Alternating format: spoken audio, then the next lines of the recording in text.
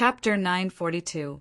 He turned right at a small alley called 3 Harmonies Lee, walked to the end of the alley, and pushed open a rather old-fashioned wooden door. This was the small courtyard that he had lived in for several years. This courtyard was very small, only a zhang or so in circumference, but it was extremely clean. The ground was paved with white stones, and a pine tree not even taller than a man was planted among the white stones. It was especially beautiful against the gray walls and black eaves. The small courtyard was surrounded by the temple of the celestial tree of the pine paths.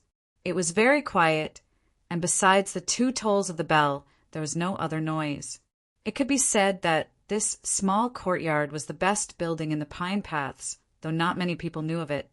Xian Yuan walked over the white stones and sat down on the wooden floor in front of the door. He took off his shoes and put on a pair of clean white socks. Before entering, he glanced at the pile of firewood by the door. The pile of firewood was not very high, but it was very neat. If one looked carefully, they would even realize that the length and thickness of each firewood were almost exactly the same. Xian Yuan thought for a while. Then he slowly pulled out a metal rod from the pile. This metal rod had no edges, much less any edge. It looked very ordinary and unremarkable. In truth, it was a sword. No matter how the tier of legendary weapons was ranked, this sword would assuredly be ranked in the top 10. Who could have imagined that the legendary Mountain Sea sword was currently in a small courtyard in the slums of White Emperor City, and that its owner had casually stuck it in a pile of firewood? It had received a similar treatment in the Orthodox Academy, even having to endure the smoke of the kitchen, and even be responsible for prodding the charcoal fire in the stove. Xian Yuan hefted the metal sword and pushed open the door. The area of the room was also very small, with a low table and several prayer mats. In the middle was a paper door separating the living quarters. Xian Yuan gazed at the paper door, his left hand gripping the metal sword slightly tightening. His breathing remained calm, but his expression became extremely solemn. The paper door was very thin. Let alone the Mountain Sea sword, even his stalwart and muscular body would be blown over by a single breath. Just what was he on guard against? Or even a faint fear? Suddenly, a voice came from the paper door. "I don't know who you are, but since you were able to sense our presence the moment you entered the small courtyard, you must also be a cultivator. Please come in and have a chat." Xian Yuan showed no surprise. He looked at the paper door and asked, "Who are you?" On the other side of the paper door, the room was slightly dark. Occasionally, the light from the flying chariot would pass through the tall window and illuminate the room for a moment. There was some blood on the wall, and there was a faint golden color in it, but there were no longer any aura fluctuations. A Taoist nun was leaning against the wall. Her appearance was delicate and pretty, and it was impossible to tell her age. Her brows were filled with hostility, but her eyes were filled with fear. A scholar sat beside her. His face was slightly pale, but his expression was calm as usual. It was Bianghong and Wu Qiongbai. If not for the fact that Madame Mu was maintaining the seal over White Emperor City and Black Robe was shielding them from the heavens, they would have found it very difficult to escape alive. Even so, they had still suffered severe injuries at the hands of those 2 angels, paying an enormous price. Wu Qiongbai was alarmed and infuriated by Bianghong's words. "Why didn't you quickly kill him and let him in? Since you are the owner of this place, how can you be rejected by the guests?" Bianghong looked at the figure on the paper door and calmly said, "We cannot move, cannot come out to welcome you. Please enter." Xian Yuan fell quiet for a while, then raised his sword and pushed open the paper door. The first thing he saw was a pile of crystals on the ground, 2 small pagodas, and several pieces of spirit wood. It was obvious that this was some sort of array that could ensure that none of the qi within the array leaked out and could not be discovered. Then he raised his head to look at the 2 people leaning against the wall. It was not that the brats of the Orthodox Academy had naturally become more careful as they grew older, but because so many things had happened in White Emperor City today. The Red River Beast Guard was still searching everywhere, and the flying carriage was still flying through the night sky, so he had no choice but to be more cautious. Xian Yuan stared blankly at the pale and wary Taoist nun. When he saw the severed arm on her shoulder and the blood covering her body, he couldn't help but be dazed. Is this the cycle of the heavenly Tao? On a certain night, this Taoist nun came to the capital and tortured a stray dog to death. Guanbai stopped her, so she cut off one of Guanbai's arms. Soon after, this Taoist nun came to the Orthodox Academy, broke through the wall, and wanted to kill him just to vent her emotions. If not for Su Li's letter, he would have died that night and the Orthodox Academy would have been destroyed. In his eyes at the time, this Taoist nun was a true demon, powerful and callous. Who could have expected that when they met again after so many years, this Taoist nun would be heavily injured, her arm severed? Xian Yuan said nothing, only turned to the man dressed in scholar's robes. There were no wounds on this person's body, not even dust, and his expression was very calm. But Xian Yuan sensed an aura of death. It was obvious that this person had suffered even more serious injuries in an even deeper part of his body. When he thought of this, Xian Yuan suddenly felt sorrowful. Since the Taoist nun was Wu Qiongbai, this person was naturally Bianghong. Just who in the world could injure Bianghong and Wu Qiongbai like this? When they were chatting in the Orthodox Academy, Tang 36 had once discussed this question with them. Only that saint couple could defeat this divine domain couple, the White Emperor and the Empress. The problem was that the White Emperor was in seclusion, so who was the Empress's helper? As Xian Yuan thought of these things, Bianghong's gaze fell on the metal sword in his hand. The mountain sea sword had slumbered in the garden of Zhou's sword pool for many years, and then remained in the Orthodox Academy, never appearing. Not even he had seen its true body, but he could sense that the energy contained within this sword was extremely extraordinary. Then what of the person who possessed this sword? This person was assuredly a demi-human expert. Bianghong mentally sighed, thinking this is fate. There's nothing to be done. But Xian Yuan did nothing. He did nothing, nor did he send any warnings. After a moment of silence, he asked, "What sort of medicine do you need?" Bianghong froze at these words.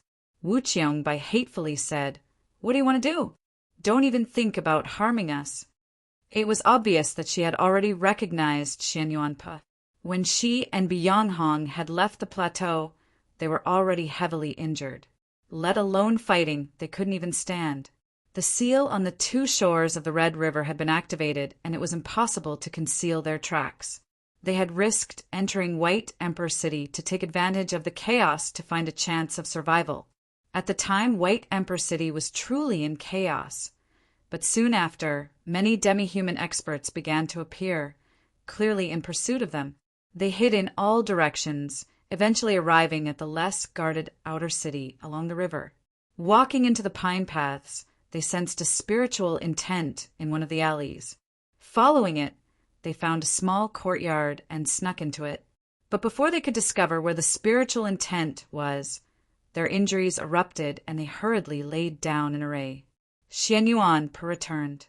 Chapter 943. Wu Qiongbai had never imagined that she would meet this person in White Emperor City. Although Xian Yuan had left the capital for several years, she believed that this person would never forget the grudge from back then, just like her. Thus, his words and his seemingly innocent actions assuredly hid an extremely sinister motive, just like her usual conduct. Xian Yuan said nothing. Wu Qiongbai spoke these words with a deep hatred. She seemed to be clenching her teeth, but her eyes were filled with fear. It was clear that she was very afraid that Xian Yuan would kill her or notify the demi-human experts of White Emperor City. Xian Yuan felt no joy at this sight. He only felt some loathing and pity. He said to Bianghong, "The deer tribe's medicine storehouse is not far away. I know the steward, so I should be able to get some medicine." Bianghong replied, "If that's the case, then I'll have to trouble little brother." Wu Qiongbai harshly retorted, "I don't believe you." Xian Yuanpo ignored her, taking the medicine list Byung-hong had written and leaving the room. Wu Qiangbai's expression flickered at the sound of the door closing. Nervously and angrily, she yelled at Byung-hong, "This bear cub has an old grudge with me. If you let him leave, he will assuredly notify the demi-human court. You don't even know him, so why would you rather believe him than me?" Byung-hong calmly replied, "Although I don't know this person, I know that he is a student of the Orthodox Academy." Wu Qiangbei froze at these words, but she said nothing more. Her right hand, hanging by her side, trembled, indicating that she was not in a calm state of mind. After some time, Xian Yuanpo returned to the small courtyard in 3 Harmonies Li. In his hand was a heavy bag that seemed to be packed with many things. Byung-hong sincerely expressed his thanks. Xian Yuanpo shook his head, opened the bag, and took out the medicine. Suddenly, there was the sound of rushing wind in the quiet room. A horsetail whisk trailed behind it as it attacked Xian Yuanpo's face. Xian Yuanpo had not expected it and was too late to respond. Fortunately, the mountain sea sword promptly flew through the air and crossed over his head, blocking the horsetail whisk. With a clap, the small courtyard swayed, and the dust in the cracks and the floorboards was jolted into the air. If it weren't for the spiritual wood true tower formation on the ground, the commotion would have been even greater. Xian Yuanpo knelt on the ground on one knee, holding the iron sword horizontally in front of him. He felt as if a mountain was pressing down on him. It was extremely strenuous, and his breathing became much heavier. He raised his head to look at Wu Qiangbai's eyes that seemed to want to devour him. Furious and confused, he yelled, "Have you gone mad?" Wu Qiangbei harshly retorted, "Back then, I wanted to kill you, and tonight I even less want to accept your favor, or else it would be a humiliation. So you must die, and only a dead person will not reveal the secret." He had grown up in the mountains of a remote tribe, and when he went to the capital, he studied and lived in the simplest of places like Star Caesar Academy and the Orthodox Academy. Xian Yuanpo simply couldn't understand Wu Qiangbai's logic and angrily said, "Woman, how could you be so vicious?" Malicious or crazy, Wu Qiangbei was still an expert of the divine domain. Even though she had lost an arm and was heavily injured, she was still countless times stronger than Xian Yuanpo. The iron sword gradually sank, and Xian Yuanpo looked as if he would not be able to hold on any longer. All of a sudden, a tinge of color appeared in the quiet room. This tinge was bright red, moist, and incomparably fresh.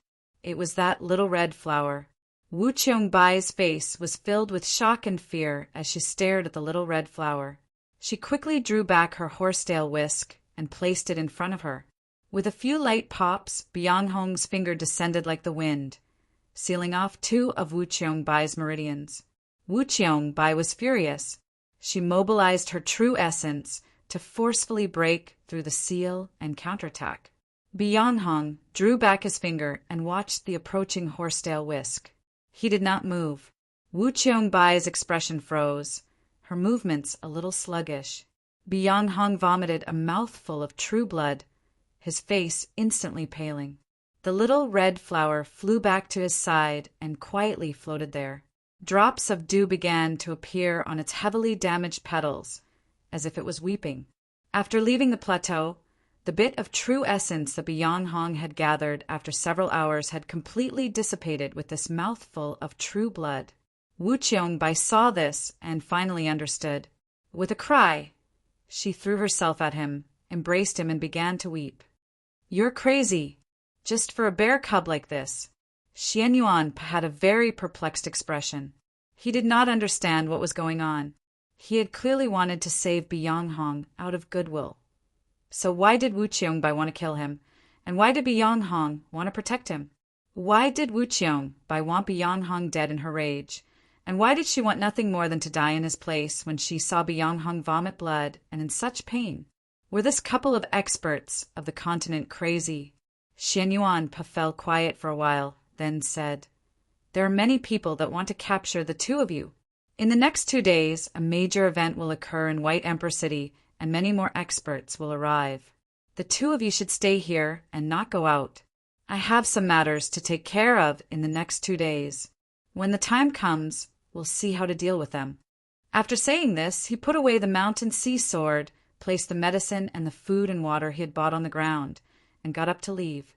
When he reached the paper door, he stopped and suddenly asked, "Teacher, how could a person like you marry a woman like this?" Byung-hong did not answer this question. The wooden door to the courtyard closed once more, and silence returned. The only sound was the soft rustling of the short pine tree in the night wind. The room was quiet for a very long time, until the mood became increasingly oppressive and awkward. Wu Qiongbai looked at Byung-hong and said in a trembling voice, "Senior brother, have you always regretted marrying me all these years?" Byung-hong faintly smiled at her. "Just what nonsense are you thinking? I presume that this is not the first time you've heard what that bear cub said." The more Wu Qiongbai thought about it, the more embarrassed and angry she became. "Do you think I don't know? In front of the Mausoleum of Books on Holy Maiden Peak, whether it was that demon empress of Tianhai or Wang, wasn't this the same look in their eyes when they looked at me? The entire world thinks that I'm not worthy of you." Byung-hong sighed. "Why do we need to care about what other people think of the matter between us?" Wu Qiongbai yelled, "Aren't you the same? You think that I often embarrass you in front of the world." Byung-hong calmly gazed at her and said, "Junior sister, I've never regretted marrying you, only regretted spoiling you too much." When he said this, his expression was very sincere. Wu Qiongbai froze. It was hard to say if she really understood the meaning of these words. She only knew that she wanted to say something, but she realized that she didn't know what to say. She felt deeply wronged and began to weep bitterly, thinking, "Why was my luck so bad that I just had to meet this person?" Chapter 944. The demi-human experts and the elite Red River Beast Guard had received the Empress's decree and were searching for the whereabouts of Byung-hong and his wife. Coupled with the phenomena from yesterday, the atmosphere in White Emperor City was abnormally tense. All the gates of the surrounding small cities leading to the mountains and wilderness had already been closed. It was difficult for the clouds and mists in the mountains to disperse. Only when the sun was at its brightest or when the mountain winds were at their strongest could one clearly see the 9 massive trees that reached into the clouds. But now, even more gazes were cast in the direction of the mountains. On the other side of the mountains was the Western Sea, and in the depths of the Western Sea was the rumored Great Western Continent. The latest rumor was that the second prince of the Great Western Continent was coming to White Emperor City to marry Princess Luohong. Today, the rumor was confirmed. The gates of the small cities leading to the mountains were all opened. The official roads trembled, and the monsters took shelter. The Great Western Continent's diplomatic mission was about to arrive at White Emperor City, and its representative was the second prince. The diplomatic mission was using the excuse of celebrating the White Emperor's birthday. Coupled with the relationship between the Great Western Continent and the Empress, the demi-humans had no reason to refuse. When the diplomatic mission finally entered White Emperor City, the tense atmosphere that had persisted for an entire day and night slightly relaxed. Many people from the demi-human tribes surged onto the streets to watch the spectacle, similarly watching the Great Western Continent's diplomatic mission. But with incomparable wariness, naturally came from the humans. White Emperor City had 3 important buildings of the human race. They were the Great Zhou Imperial Court's diplomatic mission, the Orthodoxy's Taoist Church of the Western Wastes, and the Tang Clan's trading company that represented the powers of the South. The first reaction of the Imperial Court's envoy and the Tang Clan's steward upon learning of this matter was that if White Emperor City really did want to form a marriage alliance with the Great Western Continent, they had assuredly made all the necessary preparations. Other than informing the Imperial Court and Wen Shui of this news as quickly as possible, there was nothing else they could do. The bishops of the Taoist Church of the Western Wastes, which represented the will of the Orthodoxy, also understood that this matter was difficult to disrupt. But now that the entire continent knew that the great Western continent's imperial clan intended to harm the Pope, they had sent people to gather the Pope's students. How could they tolerate this? At the same time that the great Western continent's diplomatic mission entered the palace, the Orthodoxy's Taoist Church of the Western Wastes also sent an extremely unyielding letter of protest that was comparable to a letter of challenge. At the same time, the invitation to a banquet for the great Western continent's diplomatic mission was torn to shreds by the Archbishop of the Taoist Church of the Western Wastes in front of several thousand demi-human believers, and then stomped on the shreds, leaving no face for the demi-humans. After confirming this news, the Great Zhou Embassy and the Tang family firm also declined the invitation to the banquet, but in comparison they behaved more gently. Regardless of the attitude of the human race, the banquet was held as usual. That night, White Emperor City was decorated with lanterns and streamers, especially the imperial palace at the highest point. It could be said that it was brightly lit, and the place was bustling with activity. Even after the banquet ended, the liveliness did not subside. This was because the main guests, the members of the great Western continent's diplomatic mission, had gone to rest, but many of the guests had not left. The hundreds of Red River Beast guards responsible for the safety of the palace were very vigilant and even somewhat nervous as they looked at the figures that remained in the palace.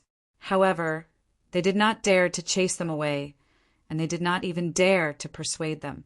This was because these guests were all important figures of the Yao race, and some were even their fathers. Some of the important figures of the demi-human race in the palace were generals, ministers, and the majority were members of the Council of Elders. The Council of Elders of the demi-human race was somewhat similar to the Council of Elders of the demon race, but it was stronger and had a higher status. The demi-human race was composed of more than 300 tribes, and the 27 tribes with the longest histories and the strongest factions were naturally members of the Council of Elders. There were also tensome seats that were elected by the remaining tribes. As for the ranking of the Council of Elders, it was very simple. Whoever had lived the longest and was stronger would be ranked first. At present, the chief elder of the demi-human race was the leader of the Xiang clan. It was rumored that this chief elder possessed divine strength. Although he had not yet stepped into the divine, he already had the ability to fight against experts of the divine domain. The chief elder's mountainous body was striking in front of the palace, but he was also as silent as a mountain. His silence did not quell the chatter in the palace. On the contrary, it seemed to become a sort of connivance. The chatter grew louder and louder, the mood growing more and more tense. These discussions were naturally related to the great Western continent's diplomatic mission, to yesterday's phenomena, and also to the rumors of the last few days. Was Princess Luo really going to be married? Was there a need to be so anxious? Had His Majesty still not recovered from his injuries? The question was, why couldn't it be Princess Luo? Although such a thing had truly never happened in the history of the demi-human race, wasn't it said that the Pope had already resolved her problem? A single rumor would give rise to many other speculations. Both the members of the Council of Elders and the demi-human generals were speculating on the veracity of the rumor and many other problems. Of course, whether Princess Luo was married or who she was married to had little to do with them, because the emperor of the demi-human race would always be a member of the White Emperor clan. The only ones who had the right were a few side branches of the White Emperor clan. But for fear of angering His Majesty and the Empress, they were even more subdued and silent, not daring to express any opinion. But did she have to be married to the second prince of the great Western continent? Madame Mu slowly walked into the palace hall, which seemed rather spacious because of its size. The demi-human elders, generals, and ministers all bowed in unison. The voice of the great elder of the demon race, who was as tall as a mountain, was incomparably deep and resounding, like an echo from deep within the mountains. But the words he spoke were extremely direct, incomparably in keeping with the demi-human race's personality and habit of discussing matters. Empress, Do you truly intend to marry Her Highness off to the nephew of your paternal clan?" The chief elder looked at Madame Mu, his right hand gripping the hilt of his axe, making no attempt to conceal his actions. "If we do that, we will rebel." Madame Mu looked extremely petite in front of him, like a little person, but her aura was even more powerful. She indifferently said to the chief elder, "Then all of you can rebel." It was an incomparably indifferent sentence, but it was the most overbearing declaration. She had already been empress for several centuries and was deeply in love with the White Emperor. She was no longer that young girl who had just entered the land of the demi-humans. Her prestige in the demi-human race was extremely high. Whether it was the tribal leaders or the young hunters on the two shores of the Red River, they all regarded her as a god, not daring to show the slightest disrespect. At these words, the palace hall fell silent. No one dared to speak, only the night breeze lightly brushing against the sturdy stone walls. Even the chief elder felt a powerful pressure. After a moment of silence, he said, "We need an explanation." Madame Mu expressionlessly said, "Rumors are just rumors. Moreover, even if she is to be married, why is Elder rebelling?" The chief elder's expression did not change as he indifferently said, "Empress, Empress, you should know the reason." Chapter 945. Madame Mu's gaze swept over the mountainous bodies of the demi-human generals. "I understand what all of you are thinking. Luo Heng is my own daughter. If she could inherit the throne, would His Majesty and I still be so worried? In the end, rumors are just rumors. Whether from a few days ago or a few years ago, no matter how brimming with talent His Holiness the Pope is, he was still just a teenager. Do all of you really think that he can resolve a problem that has eluded my race for tens of thousands of years? It's just a trick that the human race has played." These words were extremely reasonable and persuasive. The elders, generals, and ministers in the hall thought about how Princess Luo was still as petite and weak as she was when she was a child, not even having completed the fourth transformation of the divine body. She truly was completely different from His Majesty. Presumably, the problem of her meridians truly had not been resolved, and they couldn't help but sigh in regret. The chief elder was not convinced. "I want to see His Majesty." Madame Mu stared into his eyes and said, "You know that His Majesty is currently recuperating." The chief elder replied, "I know, but the succession of the demi-human race is an important matter. His Majesty should be able to understand my intrusion." Madame Mu fell quiet for a while, then said, "If His Majesty is willing to see you, he naturally can." 2 hours later, the chief elder returned to the palace hall. The flames of the oil candles stuck in the stone walls flickered despite the lack of wind. Countless pairs of eyes fell on the great elder, wanting to know if he had seen His Majesty by day and what His Majesty had said. The chief elder shook his head and said, "I did not see His Majesty." The demi-human elders, ministers, and generals in the hall sighed in regret. "But I sensed His Majesty's will, so I will no longer oppose this matter." The chief elder turned to Madame Mu and said, "But this matter must be carried out according to the tens of thousands of years of tradition of my demi-human race. Even if Her Highness wishes to marry, it cannot be arranged in private. The wildfire of the celestial tree must choose its master, obeying the will of the ancestral spirits and gods." These words once more caused the hall to buzz with discussion. But this had always been a part of the rumor, so it was not too shocking. Madame Mu asked, "Your meaning is to formally hold the heavenly selection ceremony?" "Correct." The chief elder's hand once more rested on his axe. "Otherwise, we will still rebel."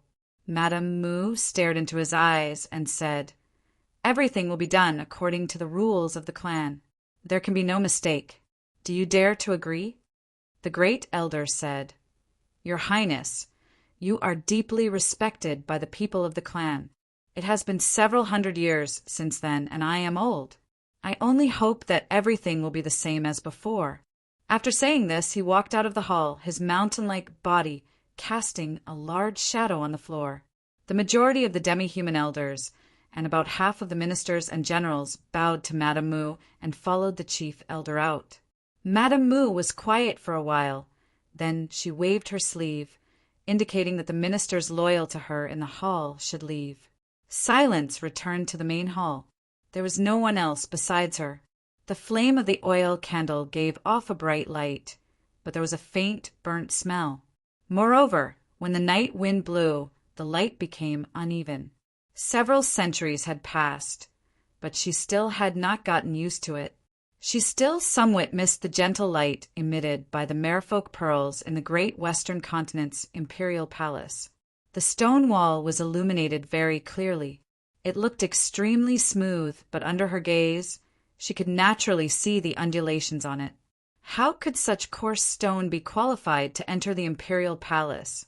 When she was a princess of the great western continent, she would never have imagined such a thing.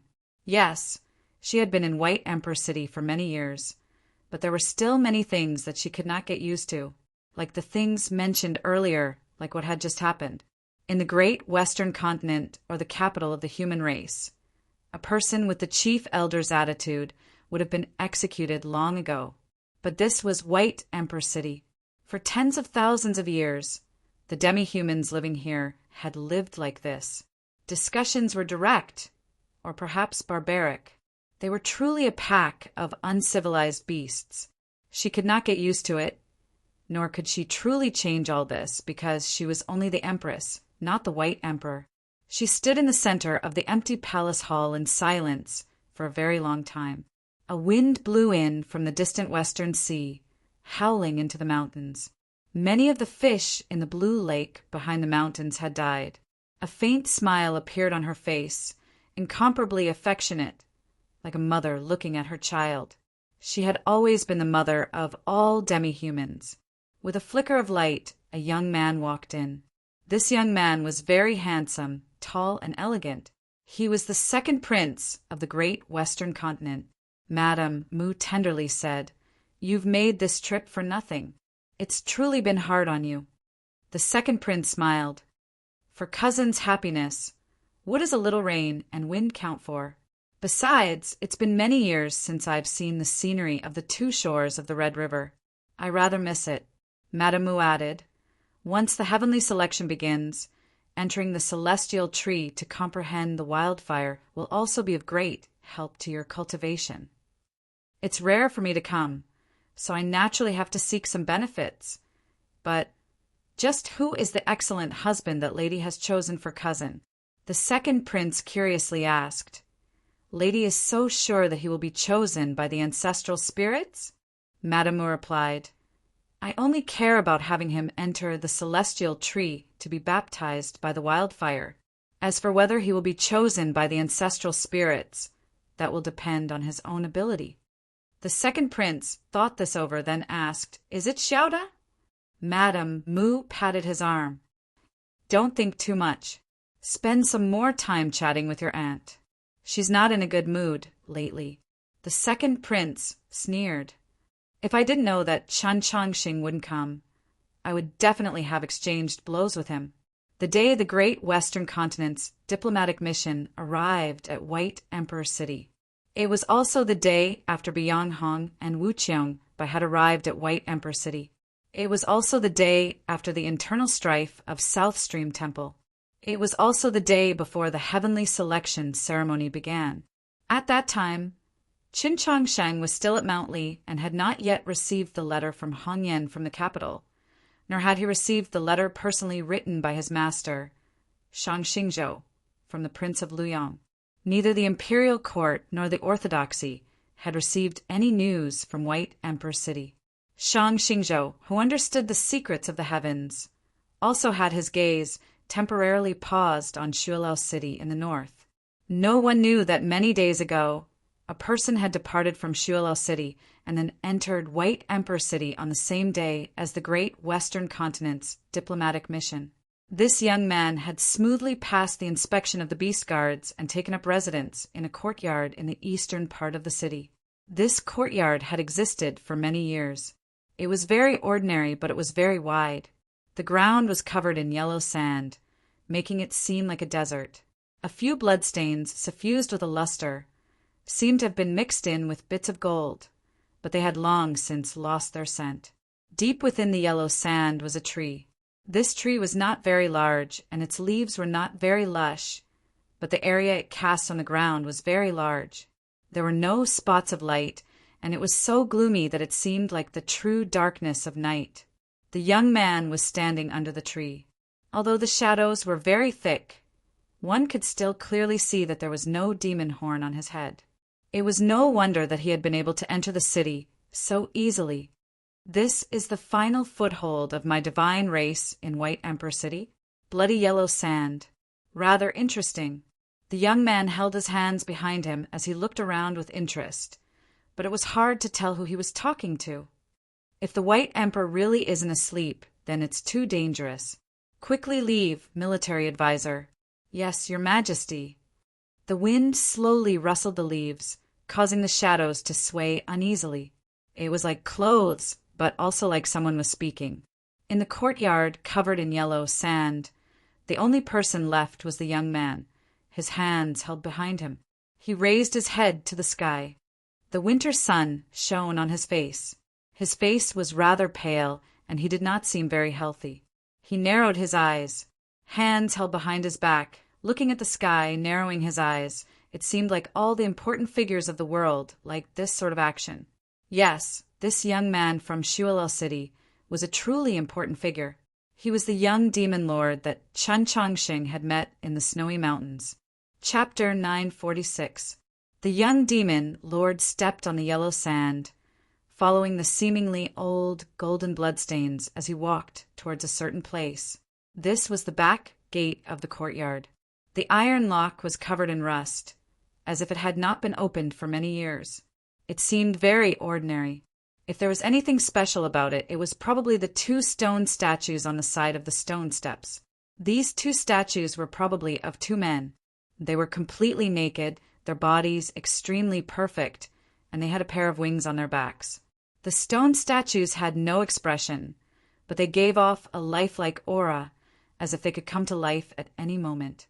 If those elders of the demi-human race who had lived for countless years saw them, they might associate them with the gods of their tribal myths. But in the demon lord's eyes, these 2 stone statues were some sort of taboo, brimming with loathing and wariness.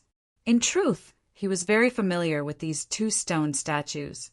When he was very young, he had seen them in the Stone of the Gods in the deepest part of the demon palace. He did not find it strange that these 2 stone statues had suddenly come from Shualel City's demon palace to White Emperor City.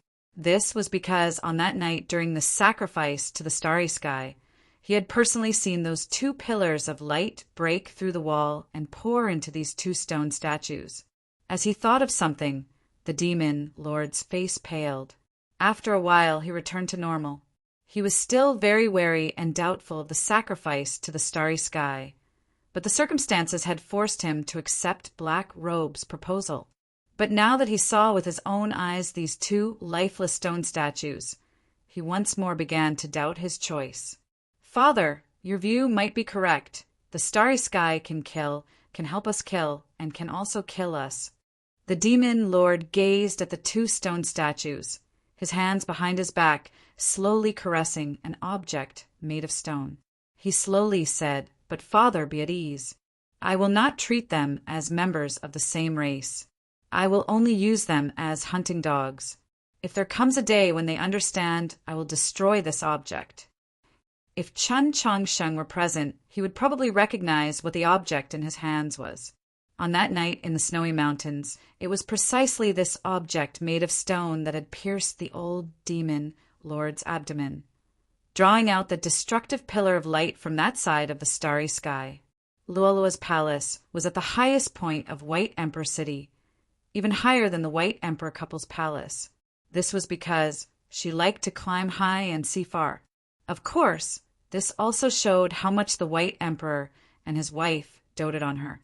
But today, the fog over White Emperor City was even thicker than usual. Standing by the window, it was very difficult to see too far. The light was rather gloomy, and all one could see was the familiar Red River and the green mountains on the opposite shore, the damp forests that seemed to smell, and the massive trees that loomed as high as the sky in the distance. These were the scenery she had seen for many years and was already used to, but for some reason she felt a little unfamiliar today. Following that, she heard the noise coming from outside the palace. She heard the sound of war drums and sensed the aura of the wildfire stirred up by the beast dance. Was the ceremony really about to begin? She already knew what happened last night. On the surface, the Xiong clan leader and the other powerful figures appeared to be extremely domineering, but she understood that this was all a facade. In yesterday's battle between the divine domains, it was clear that his mother had obtained victory. Her prestige and momentum were at their strongest.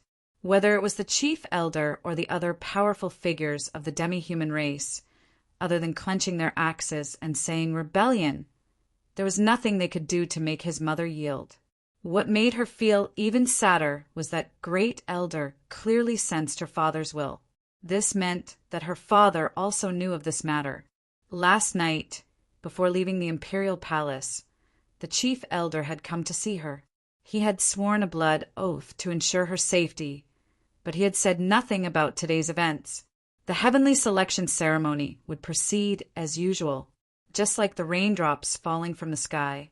She was about to be married, and this could not be changed. Just who did her mother want her to marry? Why was she so confident that the person she chose would definitely be chosen by the ancestral spirit and endure the baptism of the heavenly flame in the heart of the tree? Luo gazed out the window at the extremely vigilant Red River Beast Guard as she pondered these questions. Last night, because she had been thinking about many things and arranging her future plans, she had not slept well, so her complexion was rather poor. Guardian Li looked at her face and believed that she was suffering from insomnia because of her grief. She could not suppress her pity, and her eyes became moist. Through the tunnel, Guardian Li brought a cup of acorn tea to Luo and whispered, "I've already obtained the key." Luo lightly shook her head. Those sky silkworms underground are not easy to deal with. Guardian Li paled at the mention of the sky silkworms. She gave up on this plan and began to think of other ways to escape. Luo had not spoken the truth. The sky silkworms were the guardians of the abyss beneath White Emperor City. They possessed terrifying killing power and could freely travel through the abyss and mud. From a certain perspective, they could perfectly prevent any enemy from infiltrating through the ground. But she had already tried 3 years ago, and the sky silkworms had been unable to stop her. She rubbed the small stone tied to her neck. When she thought of how the sky silkworms had fled in fear, she happily laughed. Guardian Li had no idea that this small stone was the legendary Heavenly Tome monolith. Seeing her laugh, she believed that she was too frightened and panicked, not knowing what to do. Only after Luo said a few comforting words did Guardian Li calm down. Yes, even if she was heavily guarded by those valiant Red River Beast Guard, even if White Emperor City was secretly protected by seals, it would not be very difficult for her to escape. In the eyes of Madame Mu, in the eyes of the Xiong clan leader and the other elders, in the eyes of those demi-human generals and ministers, Princess Luoheng had not diligently cultivated the imperial clan's techniques in the last few years. Her strength had advanced at an extremely slow pace, and she was still as delicate as she had been before she went to the capital. No one knew that she had always been very diligent in cultivation. Just like her teacher, she would wake up at 5 o'clock every day, close her eyes to meditate for 5 seconds, and then get up to wash her face and eat. After that, she would begin to meditate until late at night and fall asleep. Yes, her cultivation speed in the imperial clan's techniques was very ordinary, even somewhat slow, but this was not because she lacked comprehension or because the problem with her meridians had not been resolved. It was because she spent the vast majority of her time completing the assignments her teacher had given her. To put it another way, she spent the vast majority of her time studying the path of the sword. Besides the heavenly tome monoliths and her increasingly powerful cultivation in the path of the sword, she also had many powerful magical artifacts left behind by her father. It was not difficult at all for her to scare away those heaven silkworms underground. Her sorrow came more from the fact that in a few more days she might not be able to see the scenery outside the stone window again. Yes, if nothing else happened, if her teacher could not make it to White Emperor City in time, then she could only leave by herself. Suddenly, an extremely sharp, even somewhat grating sound came from outside the stone window. It was the sound of the air being torn into shreds, the sound of a seal being forcefully broken by a high-speed object. Then, tensome grunts came from outside the hall. The dust on the ground stirred up, the cool breeze suddenly vanished, and a figure appeared. The edges of this person's fluttering clothes carried the after-images of the air vibrating at high speeds. From this, one could imagine just how fast this person had come. This person wore a rather old gown, the pattern of copper coins concealed within it. His face had a very indifferent expression, just like that of an ordinary wealthy man. If one noticed the yellow dirt on his boots, one might even mistake him for a landlord from the countryside who liked to personally farm. Chapter 947. Guardian Jean, why have you come? Guardian Li was both shocked and worried at the sight of this person. The newcomer was Jean Yulu. This was the fastest demi-human great general in the world and the most experienced demi-human. Back then, he had followed Luo Luo to the capital to study and had even served as a gatekeeper in the Orthodox Academy for a very long time. After returning to the demi-human realm, he had not returned to the court, but had continued his life of farming all the way until now. Luo Luo and Xinyuan had both tried to contact him, but to no avail, as his estate had always been under strict surveillance. For him to be able to leave the estate and come to the imperial palace today, those unconscious guards and maids outside the hall, was proof of how he had done all this. Outside the hall, please follow me, Jean Yulu said to Luo Luo. As the fastest expert in the world and the most senior great general of the demi-human race, even if the imperial palace was heavily guarded and spies were everywhere, if he left with Luo Luo, he really might have a chance. Guardian Li looked at Luo Luo, her eyes also brimming with persuasion. At most, Empress will only punish me. She will not make things too difficult for me. Luo Luo took Jean Yulu's hand, her face full of gratitude, but she did not agree to his request. Instead, she whispered a few words. Quickly leave through the tunnel in the back of the hall. She wanted to hand over the magical artifacts her father had left for her to Jean Yulu so that he would have a chance to leave through the tunnel. But before she could finish speaking, the clouds and the blue sky gathered together like a flock of sheep being led by a shepherd, blocking out the sun and shrouding all of White Emperor City in shadow. Madame Mu walked into the stone hall and calmly said to Jean Yulu, "Even a child knows that it's impossible, so why must you do this?" After a moment of silence, Jean Yulu said, "On what basis does Empress intend to kill me? Trespassing on the imperial palace or disrespecting a saint?" Madame Mu replied, "Your prestige in the tribe is too high. Not even His Majesty can lightly kill you, much less me. I just don't understand why you've been so hostile to His Majesty all these years and have targeted me so many times. Have we not been lenient enough?" Jean Yulu replied, "His Majesty naturally understands what happened in the past, and Empress should also understand what happened today." Madame Mu replied, "You should be well aware that this was not my intention alone. Last night, the chief elder sensed His Majesty's will. That's why I'm different from old Xiang and the other elders. Maybe that's why His Majesty never liked me." Jean Yulu impassively said to Madame Mu, "Even if this is His Majesty's decree, as long as I believe it to be wrong, I will still not accept it." Madame Mu replied, as expected of Guardian Jean, "Putting aside the crime of disobeying an edict, just how do you determine whether it is right or wrong?" Jean Yulu said, 800 miles of the Red River and 10,000 miles of the Yao domain. How can we hand them over to someone who is not of our race?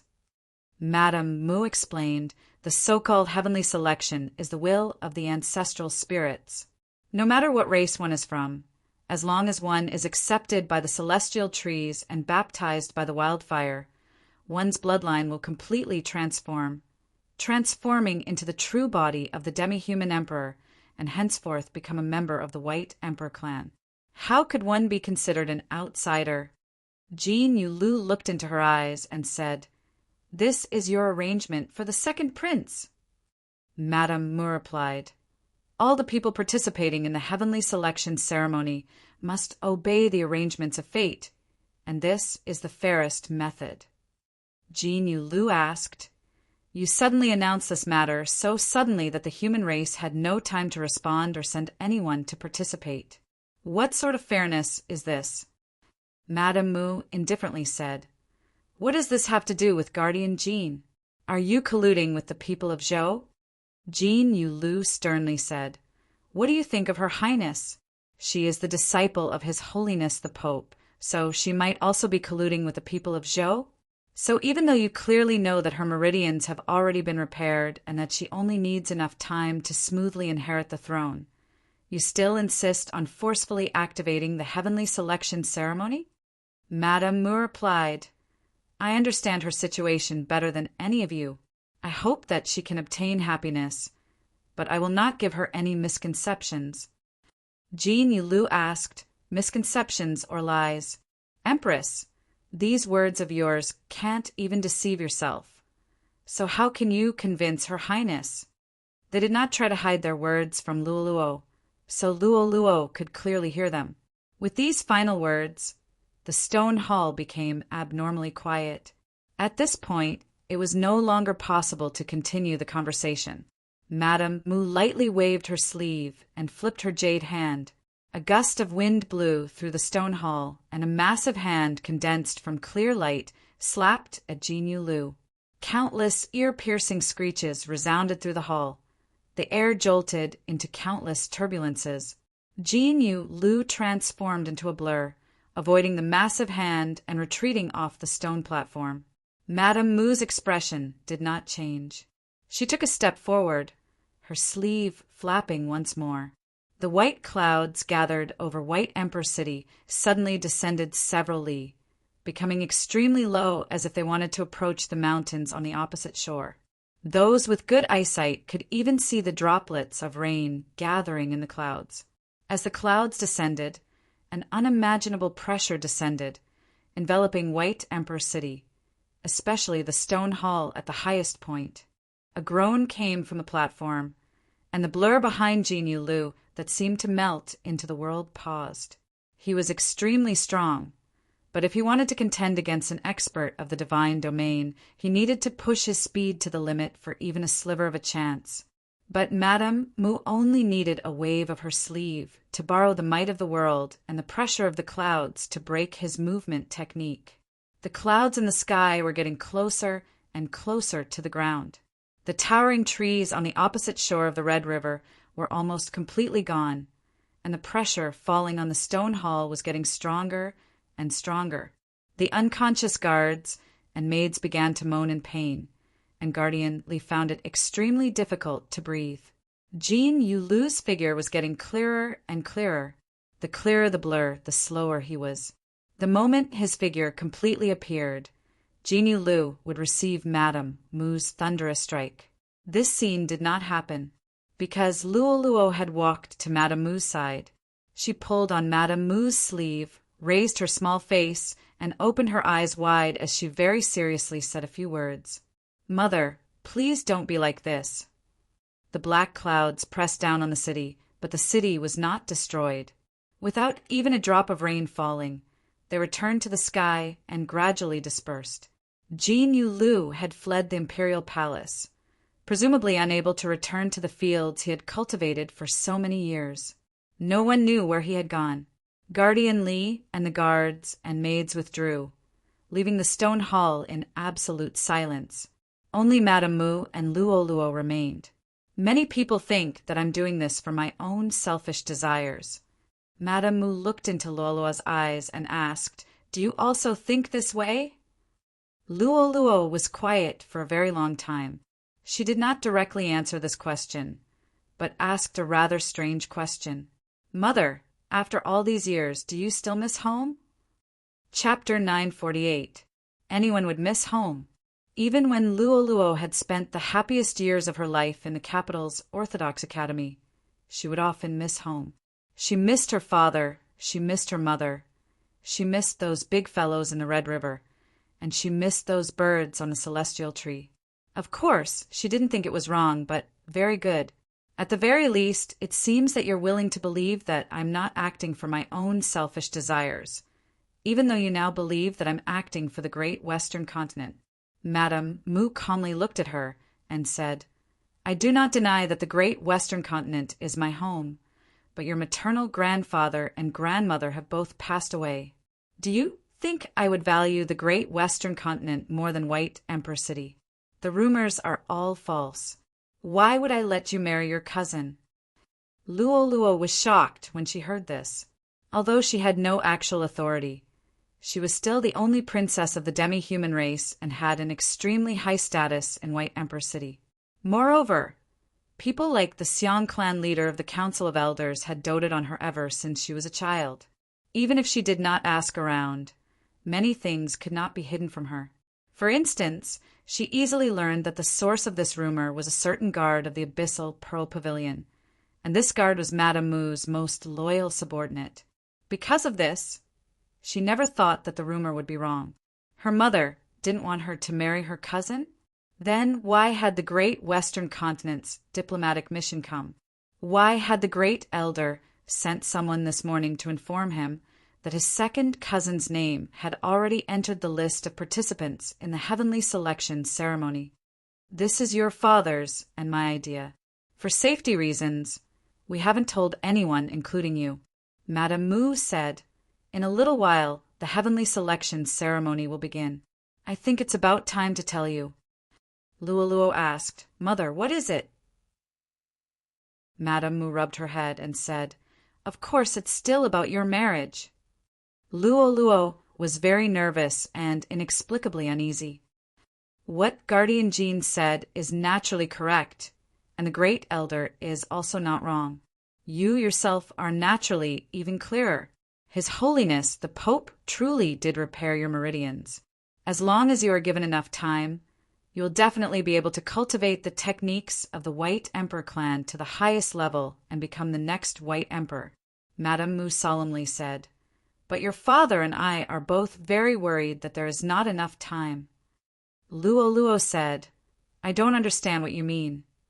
Madame Mu said, "You are the only princess of the demi-human race. You should do something for this place."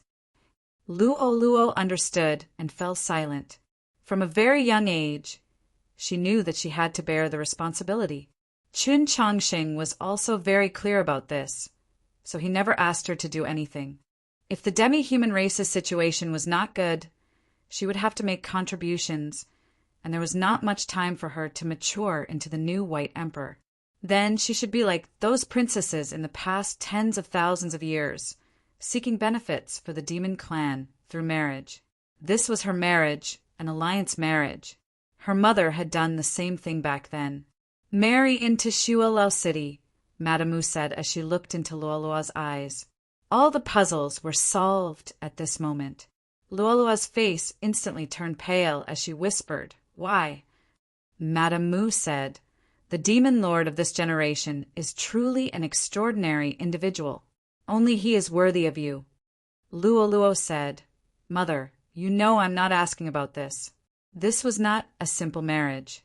It was not a matter of sex, and it was not a matter of equal social status. Why, of course, it's for the future of the demi-human race." Madame Mu looked into her eyes and said, "At present, the human race's luck is flourishing.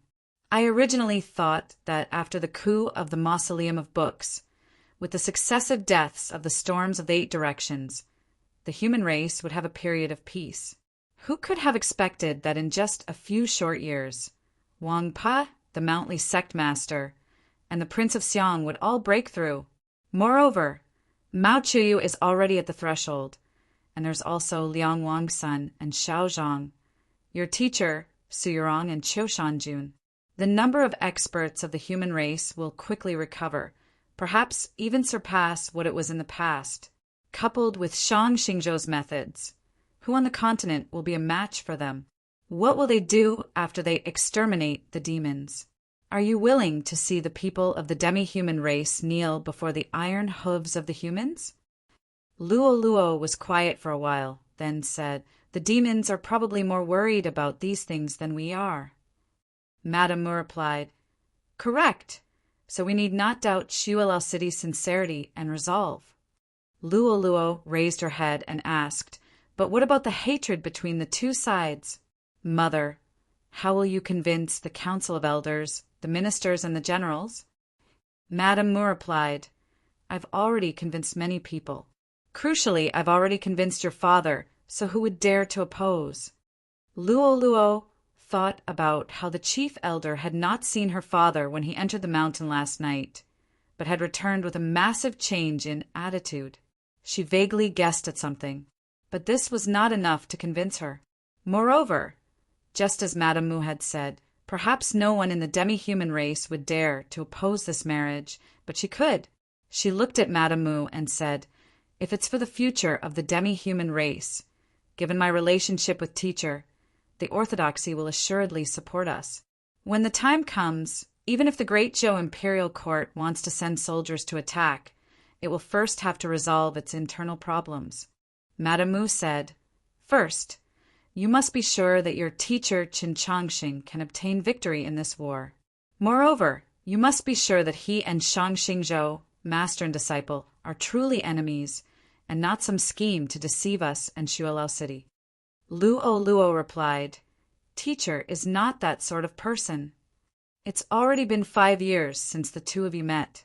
5 years is enough time to change many things.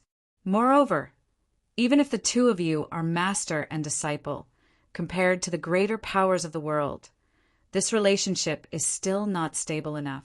Perhaps it's strong enough to affect the relationship between the human race and the demi-human race.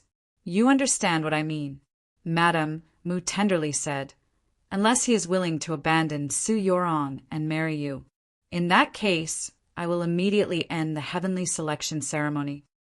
Luo Luo opened her eyes wide and innocently said, "How could teacher marry me? I'm his student." Madame Mu smirked at her. "Do you only treat him as teacher?" Luo Luo nodded. "Of course." Madame Mu rubbed her head and said, "Silly child, even if you can deceive me, how can you deceive yourself?" The morning breeze blew in through the window, carrying with it the unique smell of lime from the beast dances and the increasingly intense, or perhaps cheerful, beating of the drums. Madame Mu left. She wanted to go to the myriad beast platform in front of the imperial palace to preside over today's heavenly selection ceremony. Luo Luo sat in front of the stone window, somewhat discouraged. Dejectedly, she began to tear at the gardenia flowers she had picked this morning, just like what Madame Mu had said before she left. Even if she could deceive everyone in the continent, how could she deceive herself? Chapter 949. Guardian Li walked in and looked at her, wanting to say something but hesitating.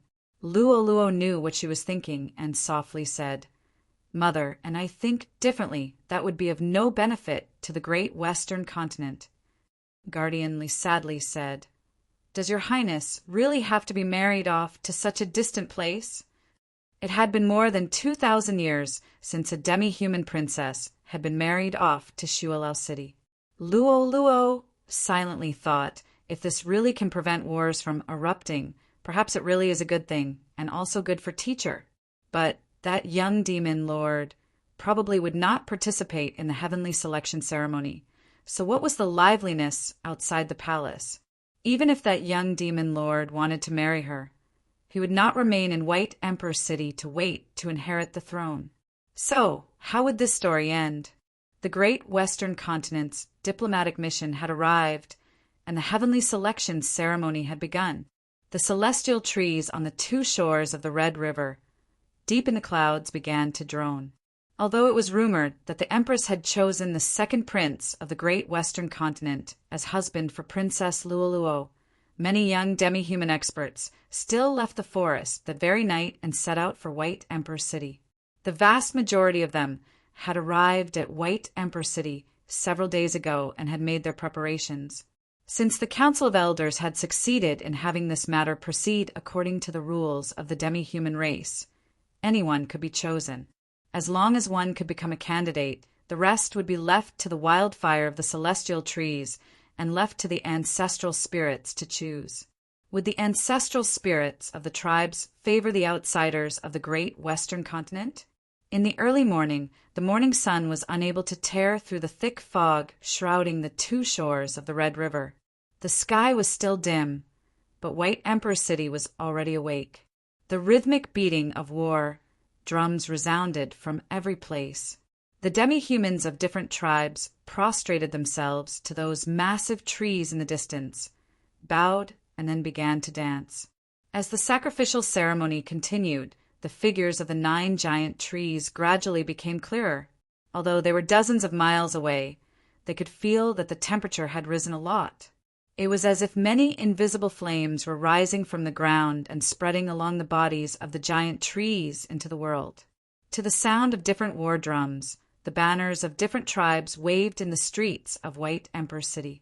Young experts from the vast demi-human domain, accompanied by their fathers and companions, walked out of the meeting houses of their tribes, their faces filled with hope and nervousness as they made their way to the imperial palace at the highest point.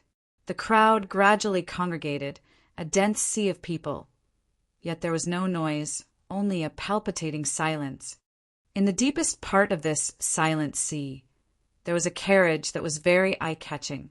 This was because this carriage did not carry an ordinary banner, but a royal banner flapping in the wind. Countless gazes fell on the carriage. No matter how confident and arrogant the young experts of the various tribes were, they all subconsciously revealed expressions of awe when they saw the royal flag. This was because the royal flag represented the most powerful aristocratic clan in the southern part of the Yao region, and because a man was sitting under the royal flag. The man's expression was indifferent. His black hair fluttered in the wind, and a yellow light occasionally flashed in his eyes.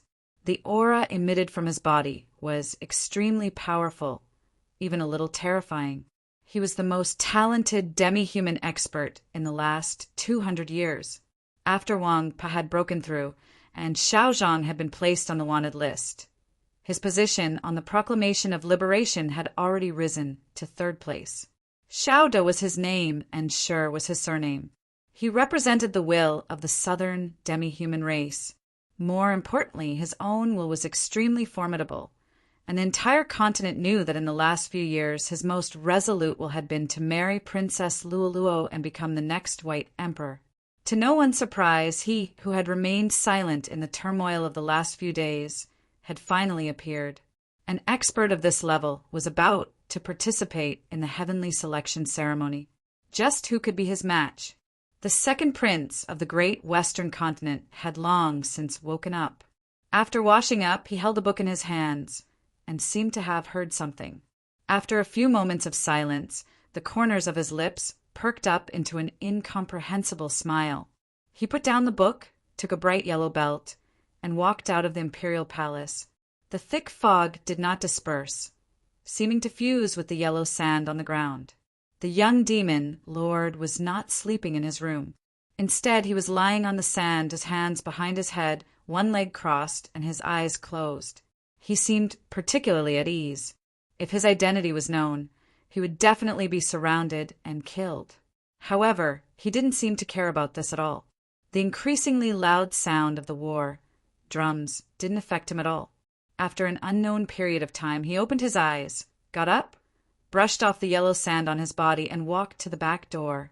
He calmly gazed at the 2 stone statues, took a bamboo hat, put it on his head, and then left. The 2 stone statues had also disappeared.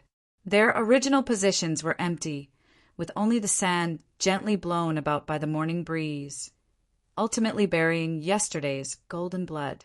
Xian Yuan had woken up very early. To be more precise, he had not slept much last night. Because of that incomprehensible couple in the room, he had sat in the courtyard for an entire night. But his lack of sleep had nothing to do with his lack of comfort. It was just that he was rather nervous about what was about to happen. The beating of the war drums was so clear, each sound urging him to set out on his journey. But before this, he still had some things to do. This was a habit he had developed from following Chen Chongsheng in the Orthodox Academy. The more important the matter, the calmer he had to be. Even if he could not calm his mind, he had to at least complete the most important task. He opened the door and walked in. Through the paper door, he asked, "I'm going to buy breakfast. What do you want to eat?" 9 massive celestial trees were faintly discernible in the fog, exuding invisible, yet incomparably real waves of heat. There were no gales from the western sea, but the Red River began to surge with massive waves. The sound of the waves crashing against the shore was so loud that it inspired fear in anyone who heard it. No demi-human felt fear. They knew that this was the disturbance caused by the massive monsters that lived in the Red River. The massive monsters that lived in the Red River were called the Jings. They had unimaginably massive bodies, but they had an extremely gentle temperament. They fed on the red algae that grew endlessly in the river and never harmed any living creature. They were viewed by the demi-humans as protectors.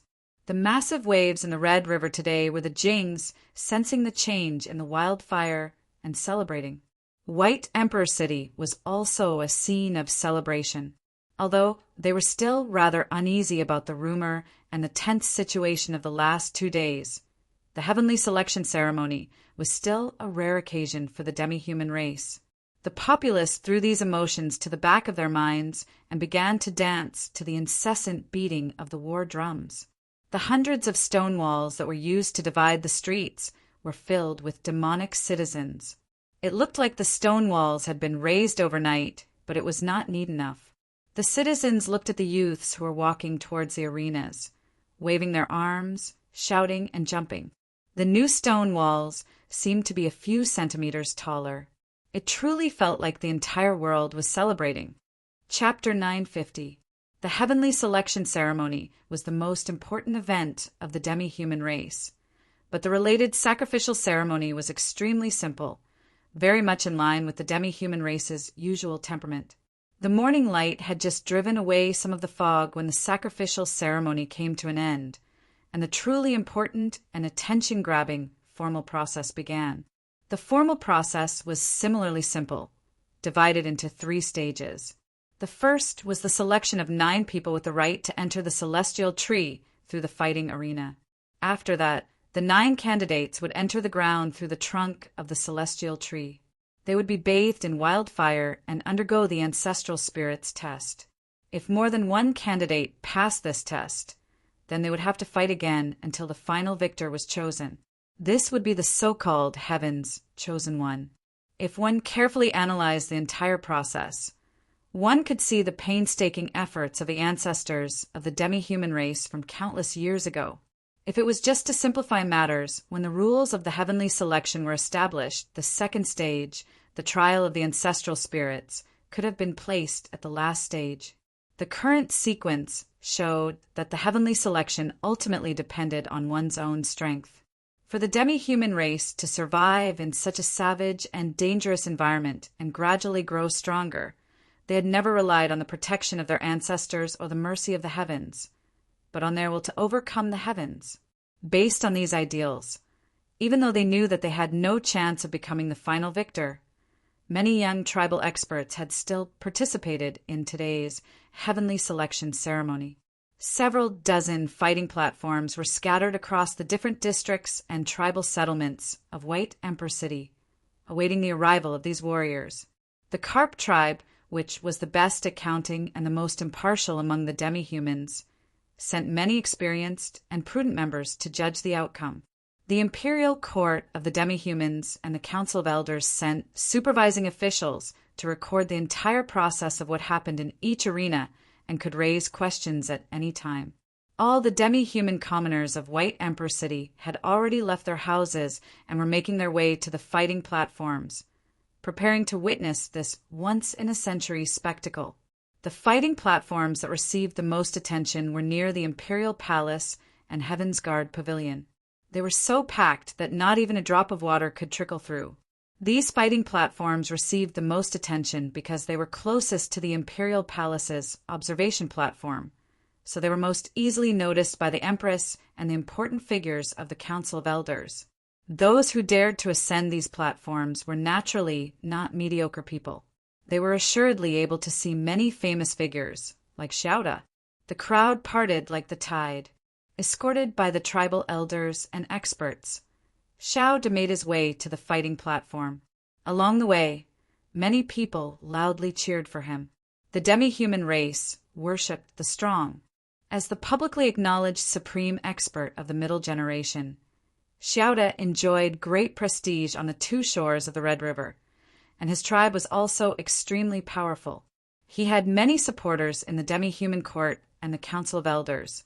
In the view of many demi-human commoners, even if the Empress selfishly favored her nephew, the ultimate victor of this heavenly selection ceremony would still be him. Only a person like him had the right to marry Princess Luoluo, had the right to become the next sovereign of the demi-human race. Xiaoda walked onto the platform, glanced at his opponent, and expressionlessly said, "You're not my match." His temperament had always been cold and arrogant. Moreover, he was somewhat cruel and ruthless. Naturally, he would not be polite with his words, and this was because his temperament had changed a lot. Otherwise, he wouldn't even bother to talk to him. His opponent was a middle-aged expert of the Meng tribe. In any other fighting platform, he might have been able to go very far, but this middle-aged Meng tribe expert's luck was truly terrible. In his first match, he had actually encountered the legendary Xiaoda. It was hard to avoid some regret and unwillingness in the depths of his solemn eyes. Logically speaking, he should have conceded and retreated when he knew he was no match, but this middle-aged Meng tribe expert did not do this. This was because the demi-human race possessed an extremely valiant will to fight and valued their reputation above all else, even more than their lives. He said to Xiaoda, "If you retreat because you are not my match, then sir will regret that you will not encounter any more challenges today." The Meng tribe expert's words expressed his respect for Xiaoda as well as his attitude. The apathetic yellow luster in Xiaoda's eyes faded, and a satisfied expression appeared on his face. "You're not bad. I will use my full strength." The Meng tribe expert was not alarmed by these words. On the contrary, he felt honored and said, "Thank you." Xiaoda took off his cloak and threw it outside the fighting platform. Looking at the Meng tribe expert, he said, "You first." Thus, the first match of the heavenly selection ceremony began without any novelty. The demi-human race did everything very directly, very simply, and also very violently, whether it was eating, doing business, engaging in political struggles, or truly fighting. Just like the countless battles that took place on the two shores of the Red River every day, today's match was also completely without novelty. Deafening collisions rang out incessantly. Dust flew, the earth quaked, and the winds howled. The result of this match was also completely without novelty. Xiaoda naturally obtained victory, and he fulfilled the promise he had made before the match. His fists and legs did not hold back at all, his style berserk to the extreme. He only used 3 moves to heavily injure the Meng tribe expert. The blood on the sand-covered fighting platform was a ghastly sight. Many of the Meng tribe expert's bones had been broken. His eyes were closed, and he seemed like he could die at any moment. A demi-human court medical official hurried to the platform with several military doctors and medicine chests. But the Meng tribe expert's injuries were so severe that he could not stop the bleeding even after a long while. If this were any other sacrificial ceremony or match, the Taoist Church of the Western Wastes would naturally send priests. The sacred light technique had a miraculous effect in treating injuries like this and could presumably save the Meng tribe expert's life. However, today was the heavenly selection ceremony. The orthodoxy was already considering the greater picture by not making trouble. So how could they send priests to help?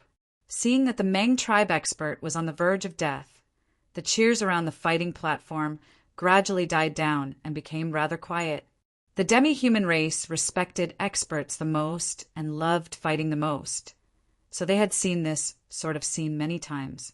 But when they thought about how this Mang tribe expert of clearly extraordinary strength was about to die, the crowd couldn't help but feel rather strange. After you cure him, remember to tell him that he still has to pay for his medicine.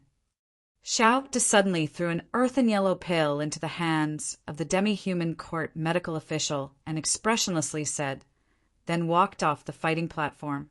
The demi-human court medical official froze at the sight of the earthen yellow pill, and then an expression of disbelief appeared on his face. The crowd around the fighting platform began to whisper to each other, and then to shout in shock. Could that be a yellow tree thorn? It can't be, right? The yellow tree thorn was a pill brewed from the sap of a rare plant in the south of the demi-human domain. It had the miraculous effect of staunching blood and reviving the soul. It was produced in very small quantities and was extremely precious. Other than the few pills sent to the imperial palace and the council of elders every year, the vast majority of the world's yellow tree thorns were under the control of the landowning households. As an expert that had been raised and supported by the entire Sher clan, Xiao naturally carried yellow tree thorns on him. However, no one could have imagined that after heavily injuring the Mang clan expert, he would so generously use such a precious pill to save his life. The crowd was stunned to the extreme as Xiao walked out of the fighting platform. They felt that his figure was even larger than the rumors made it out to be. No matter how scorching the gazes from the crowd were, no matter how much reverence there was in the discussions, Xiaoda's expression did not change. It was still indifferent. The fighting platform continued. There was still some time before his next match. He passed through the crowd and returned to his carriage, escorted by the experts of his tribe. The clan leader had been sitting in the carriage the entire time. As he gazed at Xiaoda, the expression on the clan leader's face was rather strange, gratified and indifferent, but also somewhat confused. You've changed a lot in these last few years. Xiaoda fell quiet for a while, then replied, Change is because there is a reason for change. Chapter 951. No one knew the reason for Xiaoda's change, because no one dared to ask him, not even the leader of the Sher clan. The entire demi-human race knew that he was very callous and bad-tempered, even though he truly had changed a great deal. But many important personages of the demi-human race had guessed at something. This was because Xiaoda's change had begun several years ago. At the time, he had just returned from the distant capital of the human race. In the coup of the Mausoleum of Books, he had joined forces with Painted Armor Xiaozhang and the Tang's second master to charge into the great Zhou imperial palace, bathing in blood and fighting. Both his mind and will had endured a massive test. But that was not the turning point for Xiaoda's change, because he had been the victor at the time. What truly moved Xiaoda and caused him to begin to change was an incident that occurred in the winter of that year. In the snowstorm that enveloped the capital, Chen Chongqing wanted to kill Zhou Tong. Xiaoda had followed Madame Mu's orders and cooperated with the great Zhou imperial court to prevent him from killing Zhou Tong and to seize the opportunity to kill him. At the time, Xiaoda was above Qin Chongqing in both cultivation and strength, and he also had many star condensation assassins as his helpers. But the final result was Zhou Tong's death, his death by 1,000 cuts. Qin Chongqing had not died, nor had he been defeated. Although many things had happened that day, not even a battle between Xiaoda and Qin Chongqing. This matter still made Xiaoda feel a massive setback. He could not understand why. Why was Qin Chongqing so much younger than him? Why was it that his cultivation was also lower, yet he could do what he could not? He seriously pondered this question for a very long time, but he still could not come to a conclusion. Since he could not understand, then what would happen if he did what he did? The so-called change had probably begun from that moment. There was no more sufficient reason for change than this. Whether it was his personality or that yellow tree thorn, they were all the same. To the north of Heaven's Guard Pavilion was the Imperial City. The fighting platform there was closest to the Imperial City. The second prince of the great Western continent stood on that platform because he had walked out of the Imperial City and he did not want to go too far. He only wanted to do a few things that had to be done. The outcome was already decided, so there was no need to go too far and waste his strength. Not long after Xiaoda obtained his first victory, the second prince of the great Western continent also won. His victory was also a matter of course, an understatement. From the beginning to the end, he had a casual smile on his face. He didn't say a word, nor did he take out any precious pills to give to his defeated opponent, because his opponent didn't suffer any serious injuries and could even walk down the stage by himself. Since he was able to leave the arena, he could naturally fight again, with the Yao race's desire for battle and the importance they placed on their reputation. His opponent retreating, just like that, could only mean that he had no chance of winning the previous battle. The difference in strength between the two sides was so great that his confidence had been crushed into powder. The morning mist gradually dispersed, and the morning sun hung in the depths of the distant mountains like a fake red ball. The Imperial City's observation platform was to the east. Other than the 3 stone halls of the Imperial Palace, it was the highest place in all of White Emperor City, allowing one to overlook the entire city. Today, White Emperor City was rather strange. The majority of the streets were extremely quiet, not a single person in sight, but there were several dozen places that were extremely lively, precisely where the fighting platforms were located. The stone walls were packed with figures, looking from a distance like ants. Several hundred red river beast guard warily watched the activity below, their hands tightly gripping leather ropes. The ends of the ropes were wrapped around the necks of black vultures. If anything strange happened below, they would ride the black vultures and suppress the situation as quickly as possible. This was much more convenient than the flying carriages they had used last night to search for the fugitives. The important personages on the observation platform all had strange expressions on their faces, many of them looking at an elder. The loser had come from this elder's tribe. He had been famous for a long time, and his methods were unyielding. He had originally been an opponent that some faction in the Council of Elders had deliberately arranged for the second prince of the great Western continent. Yes, there were many important personages in the demi-human race that were not willing to see the Empress's nephew become the next White Emperor. Although the wildfire of the celestial trees truly could transform the soul and the body, and although the fairness of the heavenly selection ceremony was unquestionable, they were still unwilling. A few demi-human elders had originally believed that they could use these arrangements to easily stop the second prince of the great Western continent, but they had not expected their first match to end in such a speechless defeat. The second prince of the great Western continent had still not revealed his true strength. Would his subsequent arrangements be effective? The gazes of many important personages once more fell upon that mountainous figure. The chief elder was truly worthy of being the leader of the Xiang clan. Just like his long-lived clansmen, he treasured every moment of rest. At this moment, his eyes were closed as if he were sleeping. Was he not worried about anything? Suddenly, the chief elder opened his eyes and looked at the fighting platform on the meadow to the west of Heaven's Guard Pavilion. His eyes were calm and without ripples, not like the oldest well, but the quietest of pools. Yet, at this moment, a chill flitted through the pool. Several powerful elders also sensed it. They followed the chief elder to the fighting platform on the meadow, their expressions slightly surprised. The chief elder turned his head and glanced up. After a moment of silence, he closed his eyes, either resting or sleeping. Even higher than the Imperial City's observation platform was the stone hall. Madame Mu sat on a stone chair in front of the hall, looking down at White Emperor City. Her face was expressionless, as if she had sensed nothing. Heaven's Guard Pavilion was where the demi-human race held their spring sacrifices. Like the Imperial Palace and the vast majority of the buildings in White Emperor City, it was built from stone. It was just that a green river had been added to the perimeter, and the ancient trees that had been planted there for more than 1,000 years made it seem even more peaceful and secluded. The meadow to the west was especially beautiful in the morning light, because of the meadow and the green river.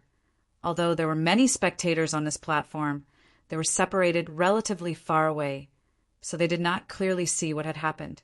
In fact, they did not even see as clearly as those important figures on the distant observation platform of the Imperial City.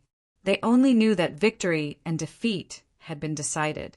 An elder of the Carp tribe responsible for determining victory and defeat gazed at the person still standing on the fighting platform.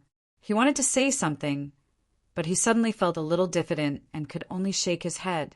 The loser of the match had already been carried away. He had no external injuries, but he was unconscious. It was hard to tell what method the loser had used, but it was a particularly strange sight. The person on the stage was also very strange. He wore a bamboo hat that covered his entire face, but everyone who saw him could feel that he was very young. Moreover, his body naturally exuded a kind of cold and gloomy aura, which even the gradually brightening morning light and the morning breeze could not dampen in the slightest. A member of the Council of Elders responsible for supervising the match narrowed his eyes at the young man in the bamboo hat and sternly asked, "Which tribe are you from?" Chapter 952. The young man asked, "Does the heavenly selection need to report one's background?" His voice was very flat, without any undulations. It was like water, calm and rippleless water. But if a truly powerful figure were present, they might be able to tell that this was not water, but ice. Only 10,000-year-old Frost could do this. The distant spectators were in an uproar.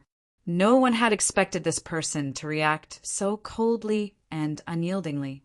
The heavenly selection ceremony was called the heavenly selection, but from its rules, one could clearly see that it emphasized self-improvement.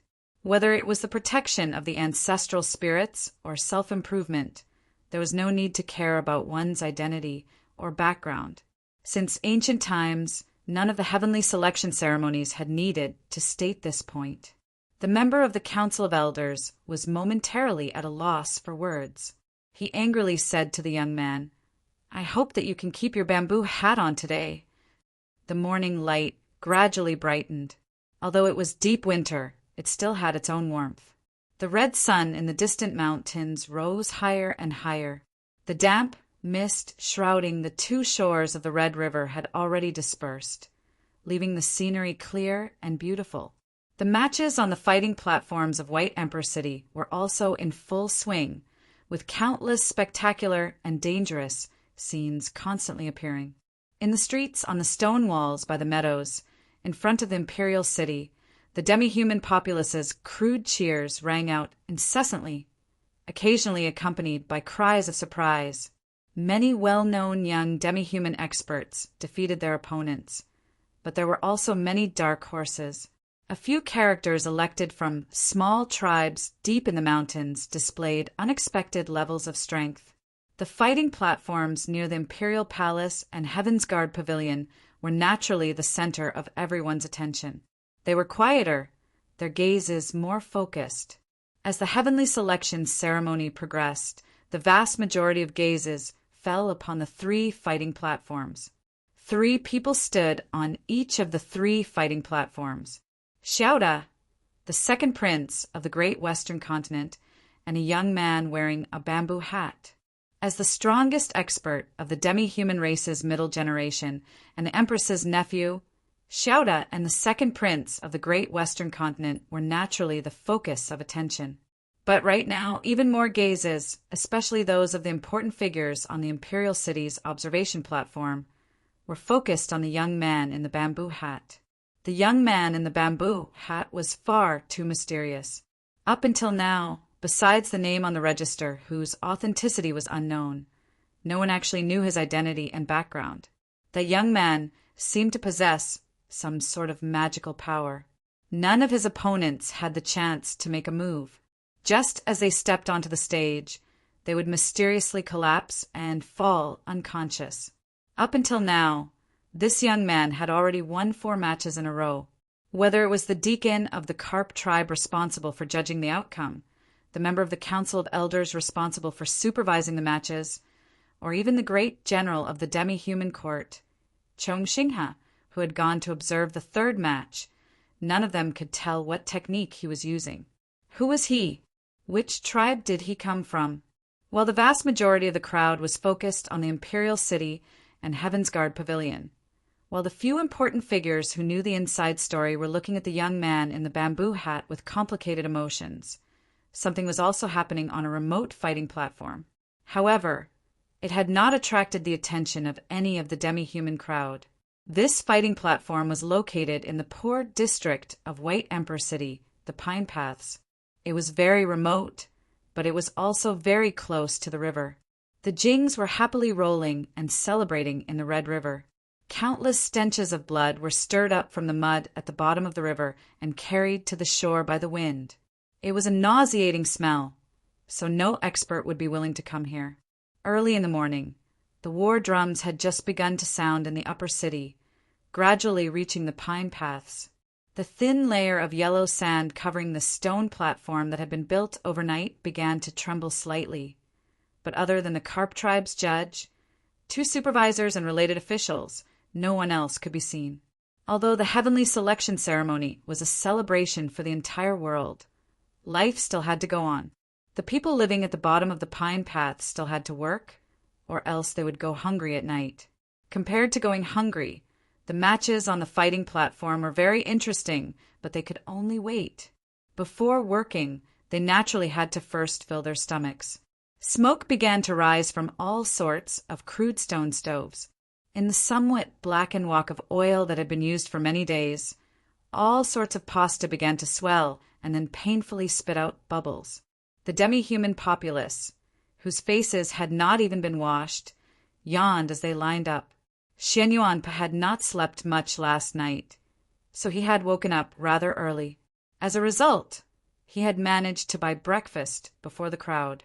There was a faint mist in the courtyard at the end of the alley, coming from the kettle on the stove. There was also a faint mist behind the paper door of the room, coming from the divinity of the steaming, white-steamed buns and meat buns in the torn paper bags. Bian Hong and Wu Qiong were eating steamed buns. Xian Yuanpo was eating a meat bun. This bun was not much smaller than his face, and when he took a bite, its fragrance and juices flowed out. Wu Qiongbai had a nasty complexion as she asked, "Why are you eating buns while we eat steamed buns?" Xian Yuanpa couldn't be bothered to pay attention to her. He continued to eat the buns, occasionally sucking off the juices that dripped onto his fingers. Wu Qiongbai's complexion turned even nastier, her voice shrill as she said, "Are you eating just for us to see? Get out." Xian Yuanpa continued to ignore her. After a night of rest, Bian Hong felt a little better, but the deathly intent in his eyes had still been driven away. He looked at Xian Yuanpa and asked, "What are the fillings of this bun?" "Beef and scallions," Xian Yuanpa mumbled his answer. Bian Hong sighed and said, "It's truly fragrant." Only then did Xian Yuanpa react. He hurriedly swallowed the food in his mouth and then seriously explained, "Teacher, I wasn't trying to be greedy for you, but principal said that after being injured, one shouldn't eat too oily food. Sir should just drink the porridge in your bowl. It's fine if you don't eat the steamed buns." The principal he spoke of was naturally Chen Changsheng. Chen Changsheng placed great importance on his health, so the people of the Orthodox Academy, including Xian Yuanpa, were naturally deeply affected. Bian Hong chuckled. Wu Qiongbai viciously said, "Eat your buns and stuff yourself to death." Xian Yuanpa ignored her, continuing to explain to Bian Hong, "Today I will have to expend a lot of energy, so I need to eat my fill." Although Bian Hong was heavily injured, his spiritual sense was still sharp. He could clearly hear the war drums outside the courtyard and the chatter on the street. Hearing Xian Yuanpo's words and recalling how he had said last night that he had something to do in the next 2 days, he vaguely understood. He asked, You want to participate in the heavenly selection ceremony. Wu Qiongbai had a solitary personality, but she was extremely experienced. She knew what the heavenly selection ceremony meant to the demi-human race. After a momentary pause, a derisive smile appeared on her face. She jeered at Shen Yuanpa. A simple-minded bear like you actually dares to have the extravagant hopes of marrying the White Emperor's daughter. No matter how good Shen Yuanpo's temper was, he still found it somewhat difficult to restrain himself. He sullenly said, "And what do you know?" Wu Qiongbai's gaze fell on his clearly withered and powerless right arm. She sneered, "I only know that you are a piece of trash." Bianhong also noticed the abnormality in Shen Yuanpo's right arm, but his reaction was different from Wu Qiongbai's. With a slightly surprised expression, he asked, "You cultivate the heavenly Thunderbringer?" Chapter 953. Shen Yuanpo was somewhat shocked. No one had ever been able to see through the technique he cultivated, but now Bianhong had pointed it out. Bianhong saw his expression and knew that he had guessed correctly. He asked, "This was the technique Qin Changxing chose for you?" Shen Yuanpo nodded. Bianhong praised, "I've always believed that he was extremely talented in cultivation, but I didn't think that his insight would also be excellent.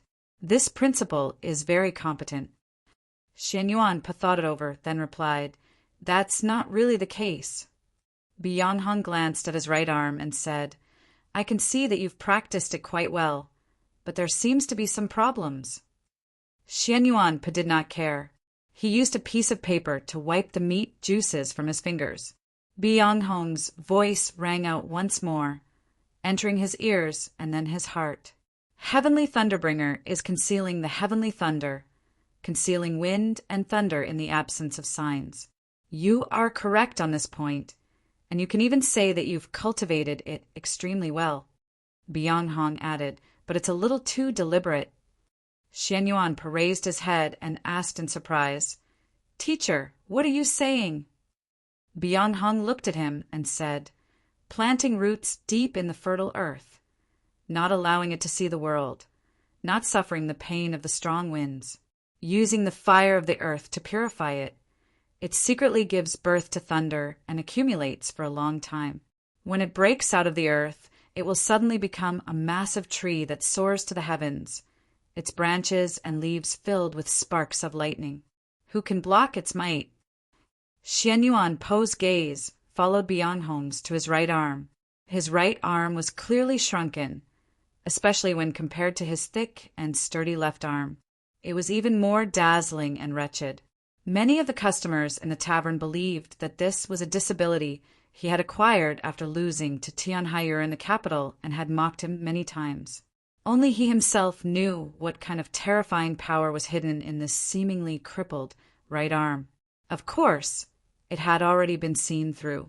Only now did Shen Yuanpo realize that he was facing an expert of the divine domain, a legendary figure on the level of the storms of the 8 directions. His expression instantly turned serious as he asked, "What do you mean by deliberate?" Bianhong explained, "Thunder is a natural law of the world. Concealment can only conceal its meaning, not its form. Just like a massive tree that soars to the heavens, once it breaks out of the earth, it will bring with it a myriad of stones and earth. Its momentum is astonishing, but it has lost its most important characteristic." Shen Yuanpo continued to ask, "May I ask what its characteristics are?" Bianhong asked, "What is the external technique of the heavenly Thunderbringer?" Shen Yuanpo said without hesitation, "Fist." Bianhong smiled. "I just happen to have some understanding of this field. In the great battle of the Mausoleum of Books, he had seen with his own eyes the Tianhai Divine Empress's world-shaking punch, which had given him an enormous understanding. In the past few years, he had also begun to use his fists. As a result, in the world after Tianhai, no one's fists were stronger than his. Naturally, no one was more knowledgeable and profound in this aspect than him. Why didn't the Divine Empress use the wooden phoenix or the Rui scepter instead using her fists to face us. Byung-hong looked into Xian Yuan-po's eyes and calmly said, "That's because the fist is a part of our body. It can rise and fall at will. Compared to external objects like swords and spears, it can at least rise and fall faster, and speed is power." Xian Yuan-po's eyes brightened. The demi-human race valued pure power even more than the human race or the demon race. As a member of the demi-human race, he was naturally no exception. But Byung-hong's words had not moved him because of this, but because they had faintly revealed a very important principle. Whether it was a Taoist technique, a sword technique, or an array, they all had to be used in battle. All techniques could not deviate from their roots, ultimately pointing towards speed and power. No matter how dazzling the picture, how imposing the momentum was, it was essentially the same. The concealed wind, thunder, truly could store up power to its maximum. But just as Byung-hong had said, it would affect the speed at which one attacked. How could one use these two aspects to their peak? Xian Yuan raised his question. Byung-hong began to explain, using the precious experience he had gained from his centuries of cultivation and countless battles. Xian Yuan-po's expression grew more and more focused, even forgetting to breathe. The room became abnormally quiet. The morning breeze passed through the cracks in the paper door, lightly ruffling the crystals and the 3 pagodas on the ground. If not for Wu Qiong-bai's impatient snort, this lecture on the Tao might have continued for a very long time. Xian Yuan came to his senses, bowed to Byung-hong, and then left the room. He stood on the wooden planks in front of the room, watching the occasional smoke rising from the chimneys outside the courtyard in silence for a very long time. Byung-hong's words gradually fused with his years of bitter cultivation, allowing him to resolve many questions he had in his cultivation, even on the verge of touching upon a certain boundary. He took in a deep breath of the chilly air, then walked over the chilly white cobblestones to the wall. He used a small wooden ladle to pour some water into the short pine, then lowered his head to scoop up some of the chilly well water and forcefully washed his face. After confirming that his mind was completely awake, he wiped the water off his face and walked out of the courtyard. The war drums continued to beat from the upper city. The sound of the waves in the Red River was getting louder and louder, and they were getting closer and closer. The pine paths had already woken up. The neighbors were yawning, picking at the wax in their eyes, and holding pots, waiting in line to buy breakfast.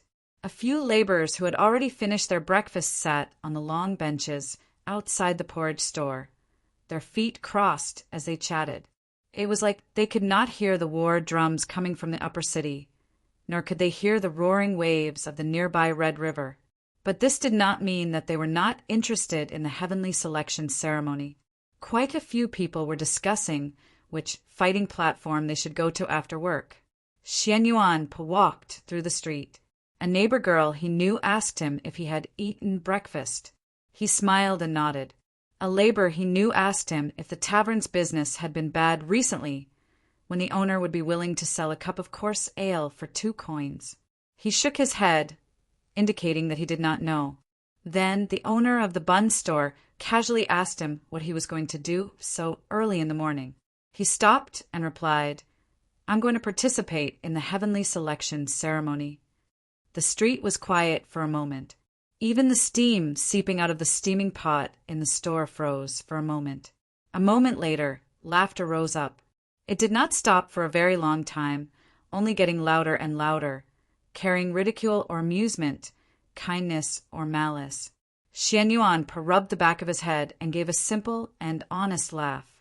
The fighting platform Xian Yuan was going to was in the pine paths, very close to his home. He could walk there instead of taking a carriage, saving him some money. By the time he reached the end of the street where the fighting platform was located, many people had already gathered to watch the spectacle, but not even 2 pages of the register had been filled. This place was very remote, far from the Imperial City and Heaven's Guard Pavilion. No important personage would notice this place, and it was impossible for any formidable individual to appear here, so it naturally could not attract the experts who wanted to challenge him. Those who were willing to ascend the fighting platforms here were often ordinary demi-humans who had no intentions of participating in the heavenly selection ceremony and only wanted to rely on their brute courage to play around. Battles between ordinary people naturally could not be described as spectacular.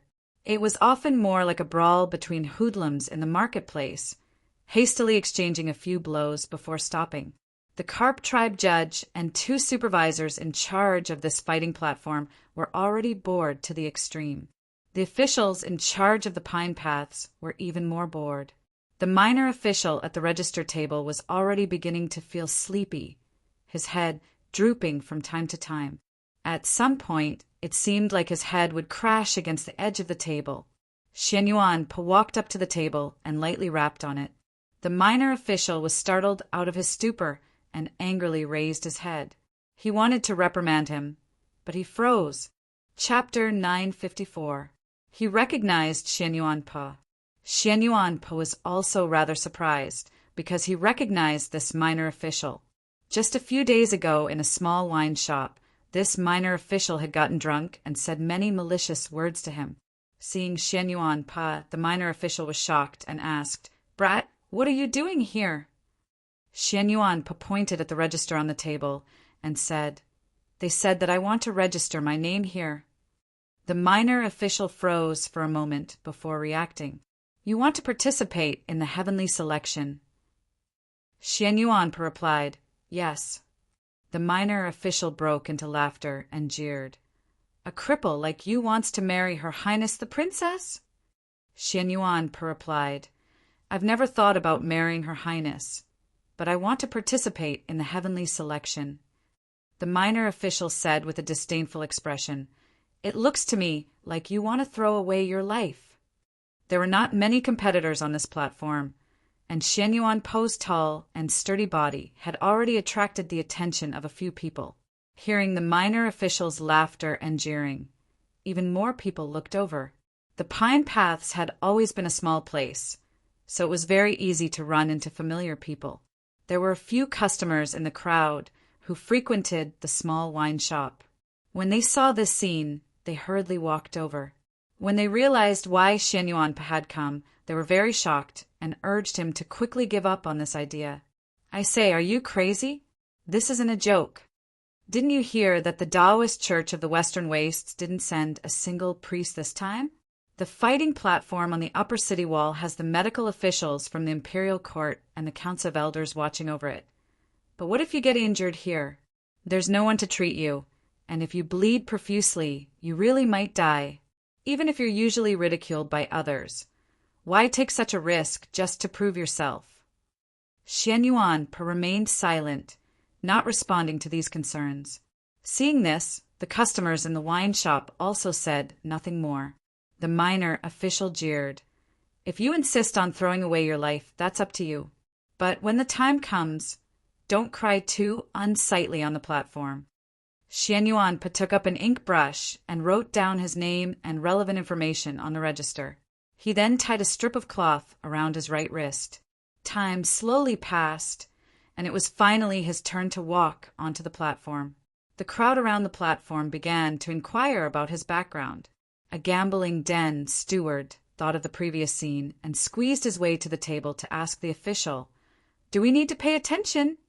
The minor official sneered, "He's just a dishwasher," bragging that he once went to the capital. "He thinks he's some great person."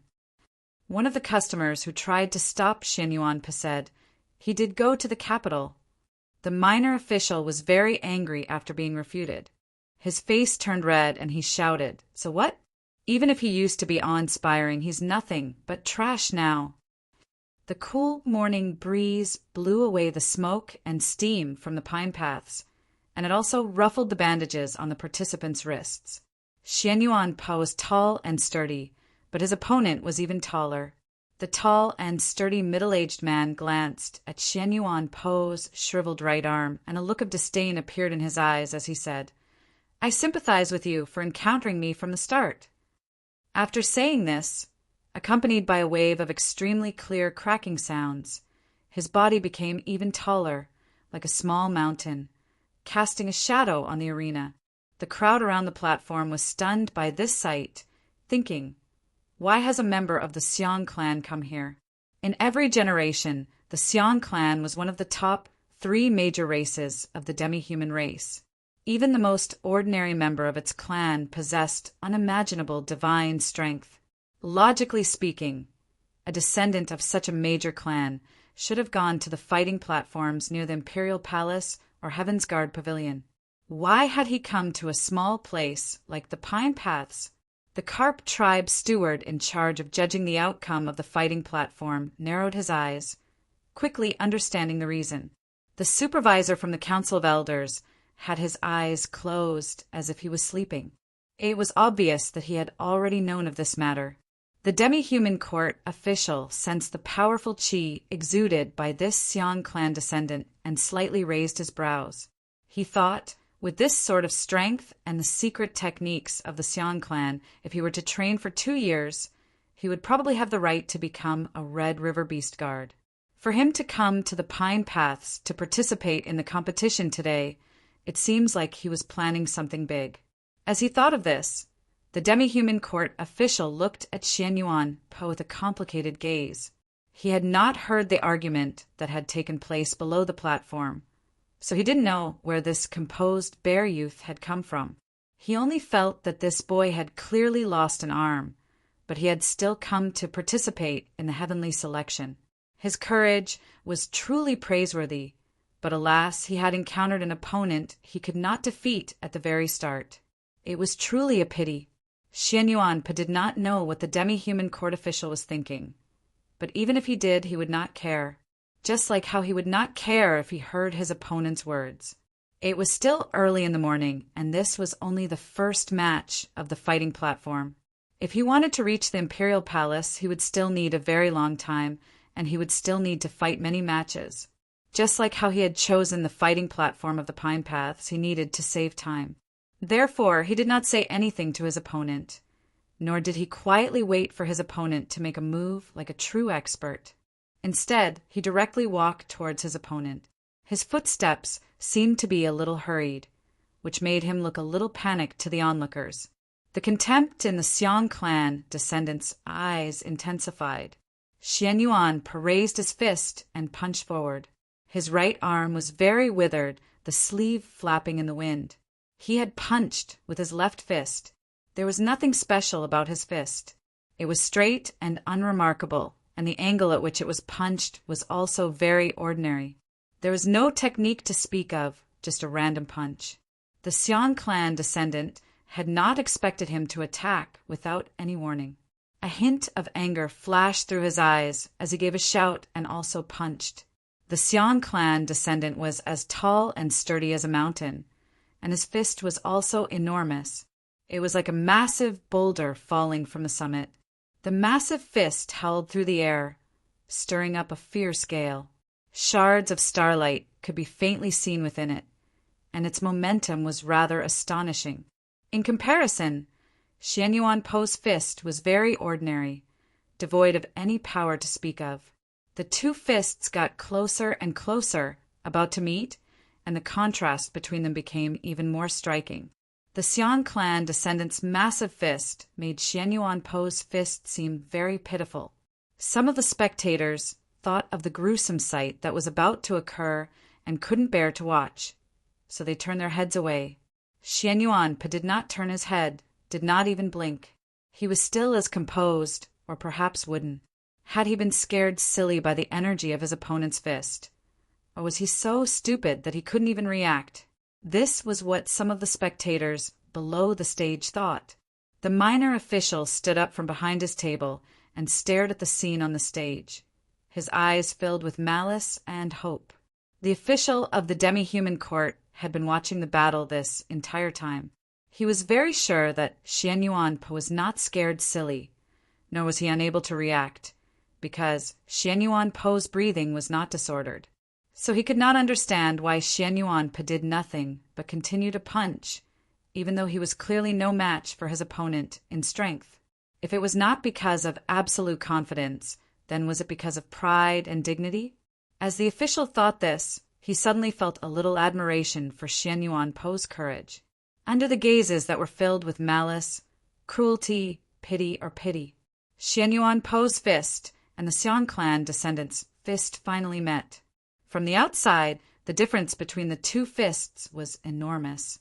When their fists met, it looked like a pebble had landed on a boulder.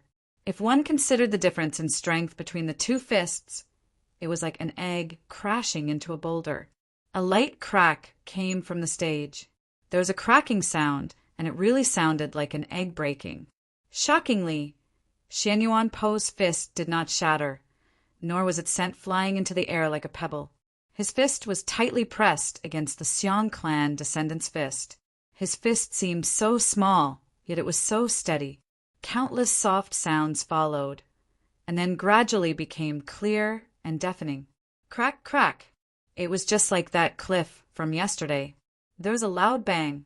It was like that cliff had fallen into the Red River, stirring up countless massive waves.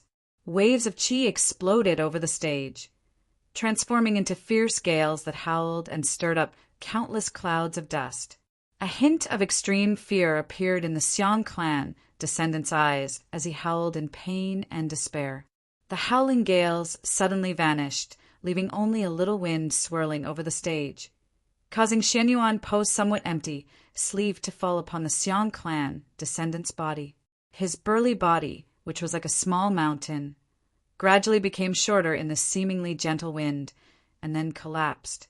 The Xiang clan descendant sat paralyzed on the stage, his right arm powerlessly hanging by his side, blood seeping out from his sleeve. The light pa sound and the subsequent ka-ka sounds were the sounds of something breaking.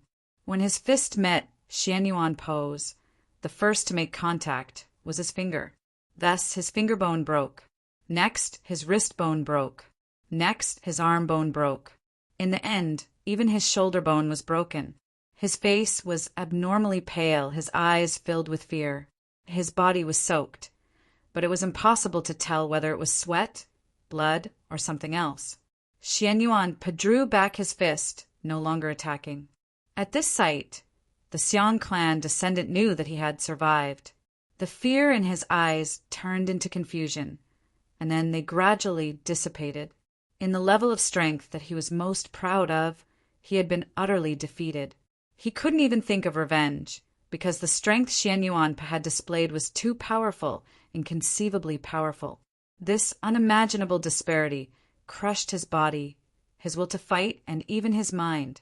He began to vomit, throwing up all the breakfast he had eaten onto the stage. An unpleasant odor gradually began to spread. Whether it was the Carp clan deacon standing on the stage or the two supervising officials, none of them seemed to have smelled it. The ordinary officials around the stage and the spectators were even more dumbfounded. Just who was this bear youth? How could that seemingly ordinary fist possess such terrifying strength? Chapter 955. Under countless shocked gazes, Xian Yuan walked down from the fighting platform and walked up to the small table. He looked at the minor official and asked, "May I ask how long the next round will take?" The minor official recalled the scene on the fighting platform and subconsciously lowered his gaze, apparently wanting to avoid meeting Xian Yuan Po's gaze. However, he saw Xian Yuan Po's fist, that seemingly ordinary yet terrifying fist. The minor official paled as he used his trembling hands to flip through the list. After a very long time, he finally said, "There are still 7 more matches." His voice trembled slightly, but it was unknown whether it was because of fear or something else. Xian Yuan did not notice these details. Thinking about how long 7 matches would take, he walked out of the crowd. Many curious gazes fell on him, thinking, he's just won this match, so where is he going now? The minor official somewhat calmed down, but when he thought about his loss of composure, his shame turned to anger, and an unnatural flush appeared on his pale face. Suddenly, there was a hubbub as countless gazes turned to the fighting platform. The winner of this battle was a skinny middle-aged man with an indifferent expression. He held a chilling iron saber in his hand. The minor official was flabbergasted at the sight of this middle-aged man, thinking, why has this vicious person also come to the pine paths to fight. He suddenly thought of a possibility and quickly flipped through the list of matches, confirming that this thin man would be Xian Yuan Po's next opponent. He finally relaxed, at the same time feeling very comfortable. As he gazed at Xian Yuan Po on the distant street, he viciously thought, even if you really do have some brute strength, so what? You'll just be staying for one more round. In a little while, you'll still end up being hacked to death. The heavenly selection ceremony was a grand occasion for the demi-human race, and the remote Pine Paths fighting platform was also very lively. The matches that had been thought to be unremarkable had also been filled with twists and turns. The 7 matches after Xian Yuan Po's victory had all been fought by true experts, making for an abnormally marvelous spectacle. The poor people of the Pine Paths did not understand what was going on, but the Carp tribe administrator and the officials of the demi-human court and the council of elders had long since guessed at the true reason. Many experts of the demi-human race did not have the extravagant hope of obtaining the final victory in the heavenly selection ceremony and becoming Princess Luolua's husband, but they still wanted to do their utmost to enter the top ranks of the heavenly selection ceremony and win glory for themselves and their tribes. If they could ultimately obtain the right to enter the celestial tree and receive the baptism of the wildfire, that would be for the best. These experts were well aware that if they went to the fighting arenas near the Imperial Palace or Heaven's Guard Pavilion, it would be very difficult for them to last until the end. Thus, they had deliberately chosen the most remote fighting arena, the Pine Paths. They wanted to avoid those opponents of the same cultivation level, or even stronger, so that they could last as long as possible and go as far as possible. It now appeared that there were quite a few experts with this idea, like the Xiong clan descendant defeated by Xian Yuan Po or the 10-some formidable individuals who had appeared later on. But compared to the fighting arenas near the Imperial Palace and Heaven's Guard Pavilion, the difficulty of this place was still much lower.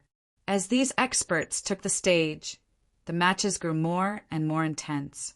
After the final 7 matches, the crystals responsible for maintaining the defensive arrays of the fighting arenas needed to be replaced. From this, one could imagine how intense these matches had been, especially with the appearance of 2 extremely famous demi-human experts. The crowd grew more and more excited, cries of surprise rising from all around the fighting arenas. The shock brought about by Xian Yuan Po's first match had greatly subsided, but the official of the demi-human court and a few commoners would still occasionally glance at the outer edge of the crowd, see the leather bag Xian Yuan Po carried, and speculate in confusion as to what was inside. Noiselessly, the red sun had already risen over the peaks of the mountains on the opposite shore and shone on the surface of the river. The last of the morning mist over White Emperor City had already dispersed, and the first round of matches had basically ended in the various fighting arenas. It was the same on the Pine Paths, and it was soon Xian Yuan Po's turn to step onto the stage. Seeing Xian Yuan Po's figure, the spectators around the ring recalled the mountain-like fist from before and immediately cheered. Some of the neighbors and coolies who knew him daily even cheered loudly for him. However, when Xian Yuan Po's opponent also appeared on the ring, the cheers and cheers quickly died down. Xian Yuan Po's opponent was a thin, middle-aged man, precisely the one who had followed him onto the stage in the first round. Seeing this thin, middle-aged man, the crowd around the stage appeared rather fearful. A cold smile appeared on the face of the minor official behind the table. Even the Carp tribe steward and the 2 officials from the demi-human court and the council of elders couldn't help but shake their heads, their emotions rather complex. This thin, middle-aged man was from the Nirvana race and was called Niechi. He was a true demi-human expert and had a great reputation on the 2 shores of the Red River. His true essence was extremely vigorous, and his blade technique was extremely cruel. Just like his personality, very few opponents who had been defeated by his blade had ever survived. In the first round of matches, his opponent had been beheaded by a single strike of his blade. The supervising official of the demi-human court had not even been able to stop him in time. This demi-human expert's blade technique was incredibly fast, like a bolt of lightning. It was said that he had once told a companion that although his cultivation in the path of the blade was far inferior to Wang Po's in terms of pure speed, not even Wang Po's blade was as fast as his. Your strength truly isn't bad, but it's far from enough. Nya Qi expressionlessly said to Xian Yuan Pa, because you're too slow. These seemingly ordinary words were actually extremely tyrannical, and they truly were very reasonable. No matter how strong one's strength was, if one could not keep up with their opponent's speed, how could one injure them? Xian Yuan Pa fell silent at these words. He was not feeling uneasy or lacking in confidence, but he was recalling the words that Bianghong had said to him before he left the courtyard. Speed was strength. How should he understand these words? Speed, in essence, was a method of using strength. True experts were not those who possessed limitless strength but did not know how to use it. How could one convert strength into speed? If he had some time to properly comprehend Bianghong's words, perhaps there was no time. An extremely bright and also extremely cold ray of light suddenly appeared in Xian Yuan Po's black eyes. It was a blade glow. Although his words were rather disdainful, Nya Qi was still fearful of Xian Yuan Po's strength, so he did not give Xian Yuan Po any time to prepare. He wanted to use his fastest blade to cut off Xian Yuan Po's head. This blade truly was fast as a galloping horse, as fast as a bolt of lightning. Only when the blade glow transformed into a ray of light and unfurled in Xian Yuan Po's eyes did the sound of a blade being unsheathed. With a clear sound, the sharp and cold iron blade pierced through the air. By the time the crowd around the platform heard this sound, the blade was only half a foot from Xian Yuan Po's neck. Chapter 956. There was no time for the wind to swirl, no time for the crowd to blink, and no time for cries of alarm. The blade was already in front of Xian Yuan Po. Just when his neck was about to be severed, his head about to fall off, the official of the demi-human court had been prepared, but he realized that Nya Qi's blade was even faster than he had predicted. He was still too late to stop it. The minor official behind the table had also been prepared, but he still found it hard to suppress the joy in his heart. But he did not have time to smile. It was a very brief moment of time, so brief that not even sound could travel. The arena was silent, brimming with fear. In the end, what broke the silence and allowed time to flow back to normal was an incredibly clear sound. It was not the swish of a blade, nor was it the sound of a head falling to the ground. It was a thud. It was like a ripe fruit smashing into the hard ground, smashing into pulp. It was like a leather bag filled with wine being sat on by the Xiang clan leader. It was more like a fist smashing heavily into the muddy ground. Yes, this sound was the most similar, because this was what had truly happened. Nya Qi's blade was as fast as a lightning bolt, but Xian Yuan Po's fist was even faster. His fist was so fast that no one could see it, not even leaving a blur. When the blade was still half a foot from his neck, his fist had already smashed into the Nya Qi's face. An unimaginably massive force followed the fist and descended. Nya Qi's face began to deform. The bridge of his nose caved in, his eye sockets split open, and his lower jaw ripped apart. Countless streams of blood bloomed like petals, spreading in all directions. Under Xian Yuan Po's fist, his face looked like a puddle of mud. His neck broke almost at the same time, and his head flipped backwards, hanging on his back. It looked like a heavy red fruit hanging from a branch. This scene looked a little strange and extremely terrifying, as expected of an expert of the demon race who had been famous for a long time. Nya Qi did not die immediately. His cracked throat emitted an indecipherable sound, swaying several times on the arena before finally falling to the ground, accompanied by the splashing of the extremely unpleasant-looking and smelling juices. He died. All around the arena, there was a deathly stillness. The Carp tribe administrator looked at Xian Yuan Po, a dazed expression on his face. The people who didn't have the time to cry out were stunned and forgot to cry out. Just as the minor official was about to celebrate Xian Yuan Po's death, a smile finally appeared on his face, but but it was even uglier than crying. Xian Yuanpa looked at his own fist, slightly stunned. Then he looked at Nye Qi's body and shook his head, saying, "You're too fast." In participating in the heavenly selection ceremony today, he had no intention of killing anyone. It was just that the opponent's saber was too fast, and the killing intent was too fierce. How to turn strength into speed. How could he maximize his speed? Bianhong had said that there was no need to be too deliberate. It rose as one wished. Follow your heart's desire. Although there was no formal ceremony, Xian Yuanpa had once taken Luo Luo as his master, and Luo Luo was Chun Changshen's only female student. From this point of view, he was originally from the old temple of Xining village. Moreover, he was a student of the Tradition Academy and had lived with Qin Changshen for a long time.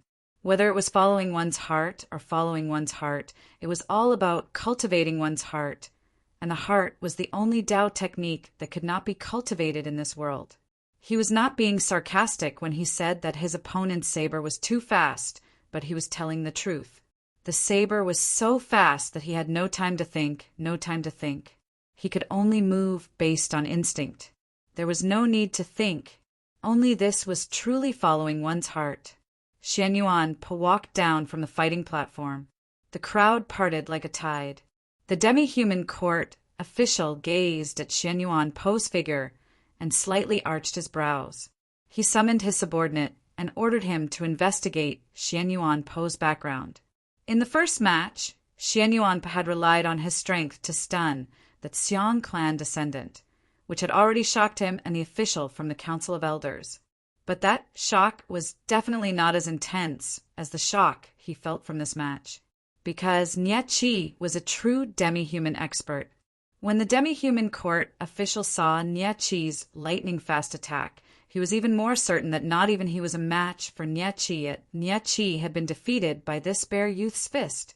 If Nye Qi was a true powerhouse, then what could this bare youth be considered? Xian Yuanpa walked up to the small table. This was the third time he had come to this small table today. The official he recognized had also changed his complexion many times.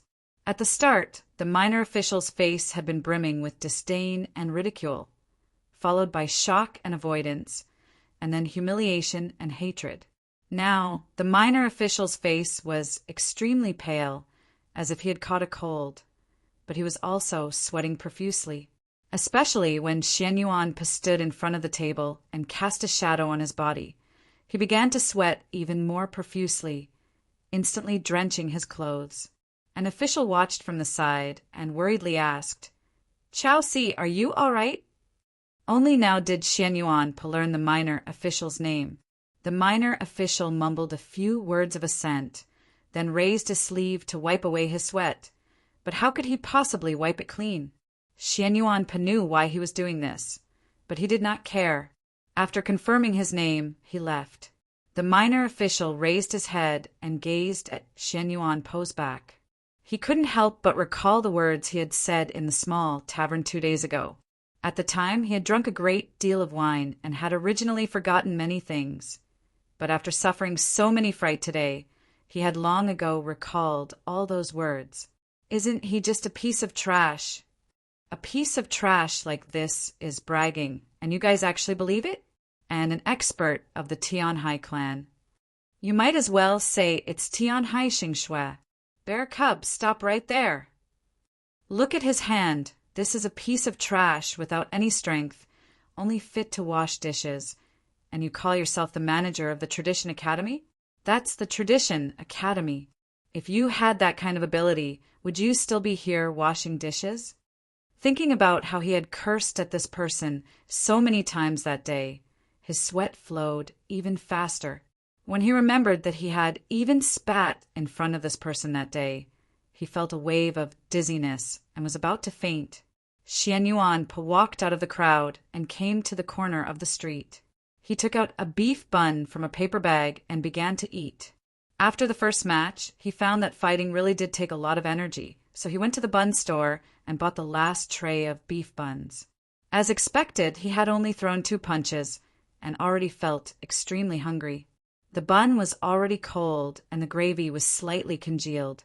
It wasn't very tasty, but he ate very attentively. The crowd also watched very attentively. On the stage, there was still a fierce battle going on, but no one was paying attention. Everyone's gazes were on the street outside, on Shen Yuan Po's body, and on his hand. It was as if the meat bun in his hand was the most delicious thing in the world. Chapter 9, 57. The process of the heavenly selection ceremony truly was very simple and fast. As the matches progressed, only half of the participants would be left in each round, so the process grew faster and faster. It was still early, but the majority of the process was already over half done. Many of the fighting platforms had already decided on the final victors and were now engaged in fierce battles according to the zones. The fighting platforms near the Imperial Palace and Heaven's Guard Pavilion had long since chosen their final candidates, as no one dared to challenge them. Xiaoda, the great Western continent's second prince, and the mysterious young man in the bamboo hat stood at their respective places. The demi-human populace looked at those seemingly lonely but actually proud figures on the fighting platforms, their eyes brimming with reverence and worship. The most eye-catching was still Xiaoda. This supreme expert of the senior generation of the demi-human race had displayed far too frightening a fighting strength. Whether it was the vice commander of the Red River Beast Guard or the demi-human generals, none of them could last more than a few exchanges against him. This had always been a matter of course. With Wang Pa entering the divine domain and Xiao Zhang being wanted by the great Zhou imperial court, Xiaoda was now ranked second on the proclamation of liberation. The experts of the continent of the divine domain naturally would not participate in the heavenly selection ceremony. The secluded elders of the sects of the south would also not shamelessly ask to marry Princess Luoluo. So unless Liang Wang's son personally came, or one of the top-ranked divine generals of the great Zhou came, who could be a match for him, it was just as the vast majority of the ordinary people of White Emperor City thought. In the end, the one who could marry Princess Luoluo, endure the baptism of the wildfire, and become the next White Emperor naturally had to be Xiaoda. Xiaoda knew more secrets than the ordinary people, but he also thought the same. This was a self-confidence that an expert of the continent had to possess.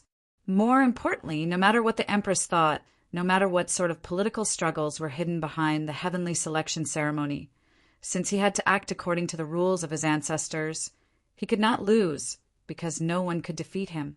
He calmly stood on the fighting platform, feeling the gazes from all around him. He was not intoxicated, nor was he impatient. The figures on the other fighting platforms were similarly calm. Whether it was the young man in the bamboo hat, the second prince of the great Western continent, or the demi-human experts, they were all truly important figures. They were already used to being the focus of the populace. They only needed to calmly wait for the final few participants to appear. As for whether the participants would affect them in any way, they didn't care at all. After experiencing so many battles, those who were able to kill their way out were definitely not simple. What kind of extraordinary people could appear in those remote and poor streets? How could they threaten them? At this moment, some people shifted their gazes downward, revealing curious expressions. The Imperial Palace and Heaven's Guard Pavilion were both high up. If one wanted to get there, they would have to take a detour along the slope or go up the stairway to heaven in the center of the city. A heavy sound came from the bottom of the stairway. It sounded like a war drum. The crowd knew that these were probably not war drums, as it was still far from dusk, not yet the end of the heavenly selection ceremony. Then what was that sound? Why was it so heavy? Yet it also made one feel excited. It even seemed like the wildfire's aura had become stronger. The surface of the water around Heaven's Guard Pavilion suddenly began to ripple. The young man in the bamboo hat quietly watched, perhaps seeing something. The second prince of the great Western continent looked at the dust rising from the bricks in front of the imperial city and slightly raised his brows, seemingly thinking of something. Xiaoda looked in the direction of the stairway to heaven, his expression chilling as if he had sensed something. Experts like them had naturally realized long ago that the sound coming from below was not the sound of war drums, but footsteps. The question was how many people were walking at the same time for the tremors to cause ripples in the water around Heaven's Guard Pavilion and dust to rise from the bricks in front of the Imperial City. And just how orderly were the footsteps of these people, so that they did not appear the slightest bit disorderly, but instead echoed like war drums? More and more gazes were directed down below. Gradually, those gazes that had once been filled with respect or adoration for Xiaoda and the great Western continent's second prince turned to shock. Many people appeared on the stairway to heaven, dressed in simple and unadorned clothes. Some of their clothes were even somewhat tattered and exuded a foul stench. They clearly came from the lower city, perhaps even from the riverside region. If the luxuriously dressed denizens of the upper city had seen the tattered clothes of these poor people, they would definitely have laughed at them. If those noble ladies with their many fragrant sachets smelled the stench of sweat from these poor people, they would assuredly cover their mouths and noses, a look of disdain on their faces. But they did not do this today, because there were far too many of these poor people. The stairway to heaven was completely dark, and it was impossible to count how many people there were. This made them subconsciously feel fear. The people walked silently, looking like a tide, quickly drowning the stairway to heaven and then flowing towards the front of the Imperial City. The officials responsible for maintaining order naturally associated this with a popular uprising, and their expressions suddenly changed. But then they realized that this was not the case. Although one could see fervor on the faces of these poor people from the lower city, there was no madness, only reverence and yearning. Did these people want to take advantage of the heavenly selection ceremony to come to the Imperial City that they normally could not set foot in to watch the spectacle? That was not right, because they were very silent, and there was no cowering or unease on their faces that was commonly seen on the faces of the poor. On the contrary, they seemed particularly proud. Crucially, these poor people did not even glance at the majestic Imperial City. They only looked forward. Many important personages of the demi-human race frowned at this sight, including Madame Mu, who was seated at the highest stone hall. A minister of the demi-human court sternly asked, "Just what is going on here?" When the crowd left the lower city, officials had already gone to investigate and quickly determine the reason. An official whispered, "It's said that they're following a candidate." The minister was surprised. What sort of person could a place like the lower city have? Even if they did, why would so many people be following them? It was very normal for the people to follow the victorious candidate to the Imperial City to watch the spectacle. But what was unusual today was that there were too many people from the lower city who came with the candidate. And the mood of these people was somewhat different from usual. The poor people from the lower city did not look at the Imperial City, did not look at Heaven Guard Pavilion, only forward. There was a person in front of them. It was a very ordinary-looking bear youth with a calm expression that was almost wooden. That bear youth wore simple and clean clothes. His appearance was ordinary, and there was nothing special about him. But many important personages of the demi-human race had already noticed that the crowd from the lower city had intentionally kept a certain distance from the bear youth.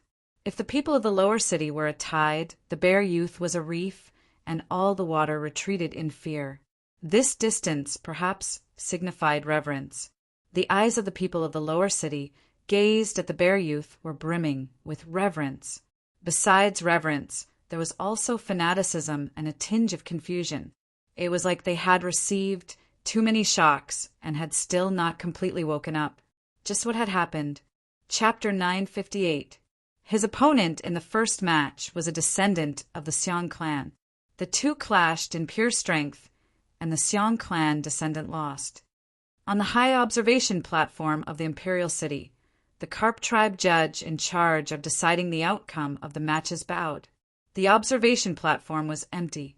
The members of the Council of Elders and the high-ranking officials of the demi-human court were all in the gloomy stone hall, pensively reading the files that had just been delivered. Upon hearing the Carp tribe judge's words, many gazes turned to the mountainous figure at the very top.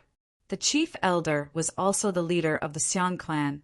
Why had a descendant of the Xiong clan gone to a place like the Pine Paths to participate? And he had still lost? The chief elder's eyes were still closed, as if he was asleep. He showed no reaction. The important figures in the hall shook their heads and returned their gazes to the files.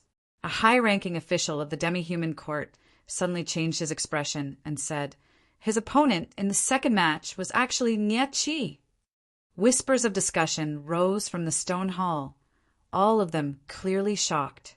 To these important figures of the demi-human race, Nye Chi was naturally nothing, but he was still a famous expert. If it really was him, how could he have lost?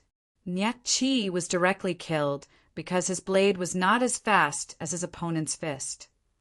The Carp tribe judge paid no attention to the cries of shock coming from the stone hall. With his head lowered, he continued, the third match was fought by Han Xiaodao. A shocked voice came from the stone hall. Wait, are you speaking of the Han Xiaodao that we all know? The Carp tribe judge's voice trembled as he replied, yes, and then he was also defeated. Someone anxiously asked, what happened next? The Carp tribe judge fell quiet for a while, as if the mental impact of the events that had taken place had still not completely dissipated. The fourth match was fought by Wu Yu. He was also defeated. Wu Yu? The person asked in shock. You're not mistaken, right? How could he also be defeated? At this moment, an official looked at the resounding names that appeared one after another at the end of the dossier. He frowned slightly and asked, wait a moment, I don't understand. Why would there be so many experts appearing in such a remote lower city arena? The Carp tribe judge lowered his head even more, not answering this question. Not a single colleague or member of the Council of Elders in the stone hall answered his question. There was a hint of awkwardness in their silence. Many of the important figures in the stone hall knew the answer to this question, because they had arranged this beforehand. Other than powerful individuals like Xiaoda, the tribal leaders and officials of the demi-human court did not have any extravagant hopes that the participants of their tribes would obtain the final victory in the heavenly selection ceremony and marry the princess. They only wanted to use this opportunity to have the young experts of their tribes enter the front ranks and obtain the right to enter the celestial tree. As long as they could receive the baptism of the wildfire and the blessings of the ancestral spirits, they would be able to greatly increase their strength, even break through in a short period of time. Because of this reason, these big figures had arranged for the young experts in their own tribes who had great potential but were not particularly eye-catching to be sent to the lower city district, which received very little attention. They hoped that they could avoid more powerful enemies and fight for one of the three places. This way of thinking was very reasonable. Even though there were many tribes with this idea, and in a sense they had still clashed with each other in advance, the competition in the lower city was still much easier than in the imperial city and the vicinity of Heaven's Guard Pavilion. However, no one expected the final result to be like this. The young warriors whom all the clans had high hopes for had all been defeated. They had all been defeated by a very ordinary-looking bear youth.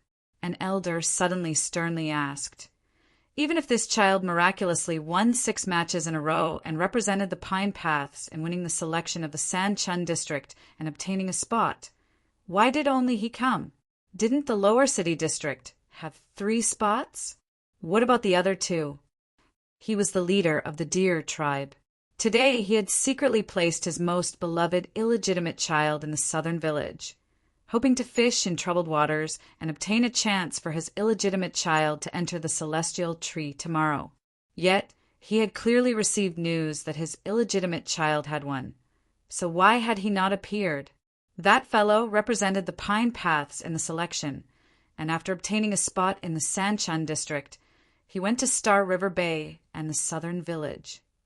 The Carp tribe administrator recalled the scene he had seen and couldn't help but sigh. He also took those 2 spots. The stone hall was quiet for a few moments, clearly out of shock and confusion. A few moments later, the Deer tribe leader angrily roared, "Just what does this idiot want to do?" Isn't taking one spot enough? Does he not know that the spot cannot be transferred? This was something that many elders and officials could not understand. Since he had already obtained a spot in the Sanchun district, he could enter the celestial tree tomorrow to be baptized by the wildfire. So why did that fellow refuse to give up and run off to Star River Bay to fight 2 more matches with the southern village? Although the rules of the heavenly selection ceremony did not forbid this, although that fellow was truly very strong, a truly powerful opponent had yet to appear. Besides consuming true essence and energy, what meaning was there in this? I don't know. The Carp tribe administrator recalled the words that fellow had said when he walked onto the fighting platform and hesitantly said, "It seems to be because he doesn't like other people participating in the heavenly selection ceremony. As long as it is a participant, he will knock them down." What sort of reason was this? It was simply incomprehensible. Suddenly a cold voice said, "I don't understand. How did he win?" It was not that he truly didn't understand, but that he didn't believe, that he had doubts. It was obvious that many important personages of the demi-human race, including this official, felt that this matter was far too strange and began to feel many doubts.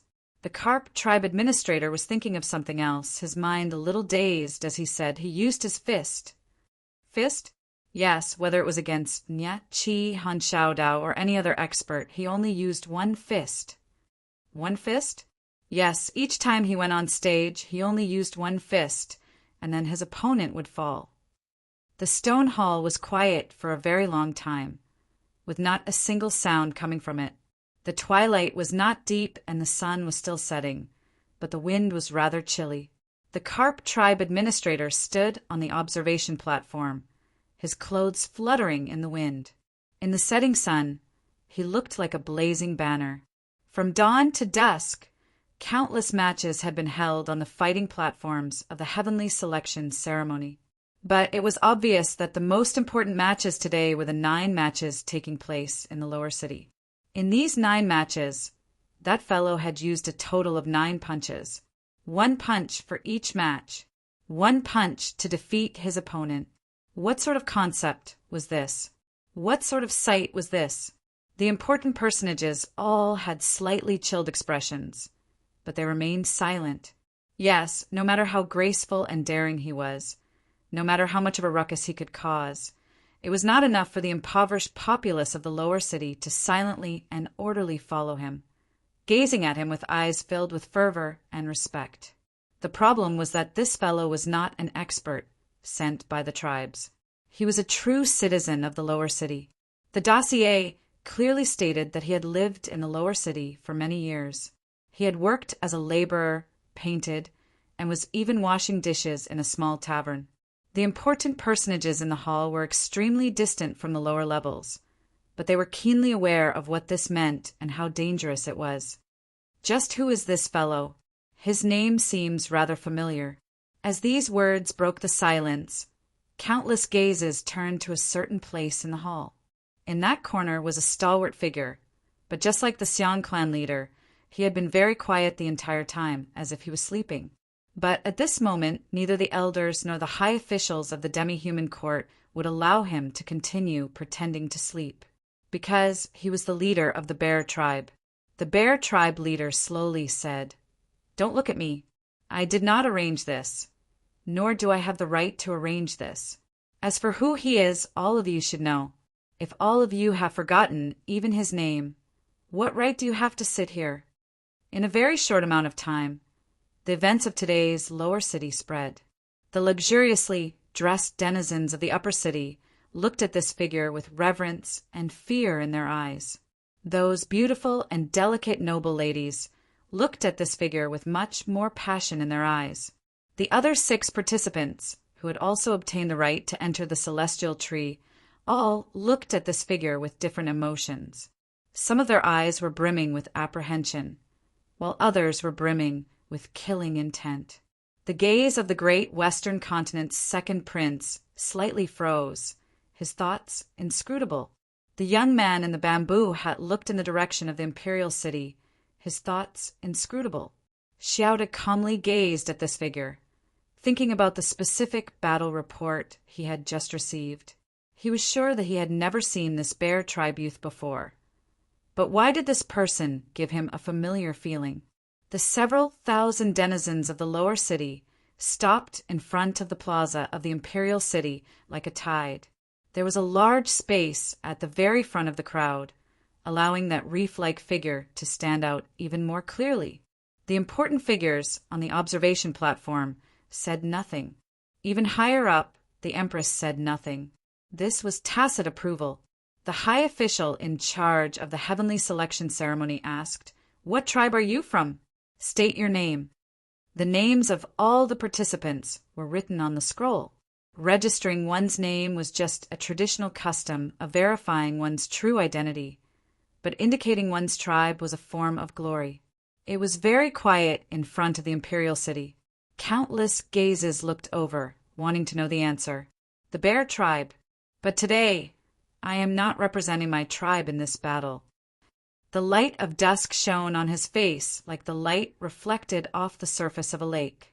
The great banyan tree was on the opposite side of the lake, while the kitchen was on this side. He squinted his eyes, perhaps because of the piercing light or because he was smiling foolishly. Orthodox Academy, Xianyuan Pa. Chapter 959.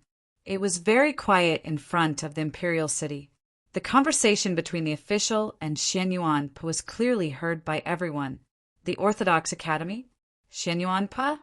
It was still quiet, but the silence didn't last for too long before it was broken by whispers. Then the whispers grew louder and louder, and gradually became noisy. There were even many exclamations of surprise mixed in, and in the end it became a roaring tide. The crowd recalled a rumor from many years ago. It was said that a talented bear youth had gone to the human capital 80,000 li away and successfully entered one of the 6 Ivies, Star Caesar Academy. However, he was beaten into a cripple by a young master of the Tianhai clan. Instead, it was a blessing in disguise, and he entered the Orthodox Academy. It was even said that he had become Princess Luolua's student. In those 2 years, this rather legendary story was the talk of many people after their meals. That bear youth was the object of envy for many demi-human youths, but as time passed and the situation changed, especially the final conclusion, this story and the bear youth were gradually forgotten. Occasionally, when someone recalled this rumor, they would just shake their head and sigh. Until today, when the heavenly selection ceremony, when the people of the lower city surged to the imperial city like a tide, he stood at the very front like a reef, attracting everyone's gazes and telling everyone that he was that bear youth from the past, that he still represented the Orthodox Academy. The entire crowd was in an uproar. Countless gazes fell on Xianyuan Pa, wanting to see just what the main character of this rumor looked like, wanting even more to know why he had suddenly disappeared in the last few years. If the rumor was true, hadn't he escaped from the Orthodox Academy? Why had he come to battle today as a representative of the Orthodox Academy? If the Pope were to learn of this matter, what sort of problems would arise? There was a slight disturbance around the imperial city as several dozen priests walked in from outside. Some of these priests were demi-humans, while others were humans. Most of them wore black robes, a few wore blue Taoist robes, and one wore a red divine robe. It was actually an archbishop. Seeing these indifferent and dignified priests, many people subconsciously lowered their heads and bowed, then made way. Starting from a few days ago, the gate of the Taoist Church of the Western Wastes had been tightly shut. Everyone in White Emperor City understood why, and they had even heard that the archbishop had torn up the invitations to the banquet to welcome the princes of the great Western continent. Why had these priests, including the archbishop, suddenly appeared in front of the imperial city? The archbishop led dozens of priests towards Xianyuan Pa. Looking at this scene and thinking about the ending of the rumor, the people became nervous, but also excited to watch a good show. What happened next was beyond everyone's expectations. The archbishop didn't do anything. He walked directly to Xianyuan Pa's side and then stood there silently. Dozens of priests spread out, separating Xianyuan Pa from the crowd, especially from the Red River Beast Guard and officials, clearly assuming a protective stance. Following that, there was another commotion outside the imperial city. A few stewards of the Tang family's Chamber of Commerce, who looked ordinary but gave off an extremely powerful vibe, walked in from outside, bowed to Shen Yuanpa and the Archbishop, and stood behind them. A few moments later, the officials of the Great Zhou Embassy also arrived. Although their emotions were rather complex, even somewhat hesitant and conflicted, they ultimately walked over to Shen Yuanpo's group and stood on Shen Yuanpo's other side. Shen Yuanpo was a member of the Bear tribe, but today he was a student of the Orthodox Academy.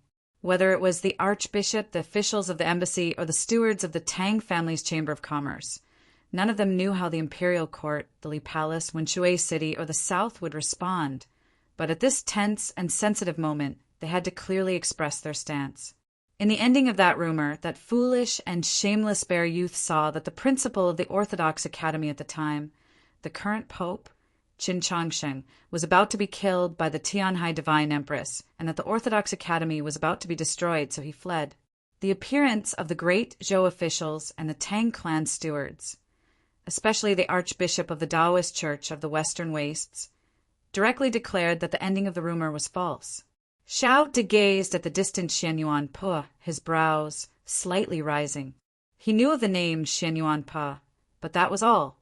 The legendary story that the demi-human populace had once enthusiastically discussed was not even worth mentioning to an important figure like him. In those few years of the Orthodox Academy, Shen Yuanpa was definitely the least famous person, extremely ordinary. Whether it was Tang 36, Sumoyu, or Zhixiu, they were all far more famous, much less Princess Luoluo or Qin Changsheng. Xiao De had not expected Shen Yuanpa to suddenly appear today and cause such a great disturbance. He couldn't help but feel a little wary. It seemed that Shen Yuanpa had been hiding in White Emperor City for many years. Could it be that Qin Changsheng and the Orthodoxy had long since made preparations for today's events? Many important figures of the demi-human race had the same thought as Xiao De. The palace behind the imperial city's observation platform became abnormally quiet.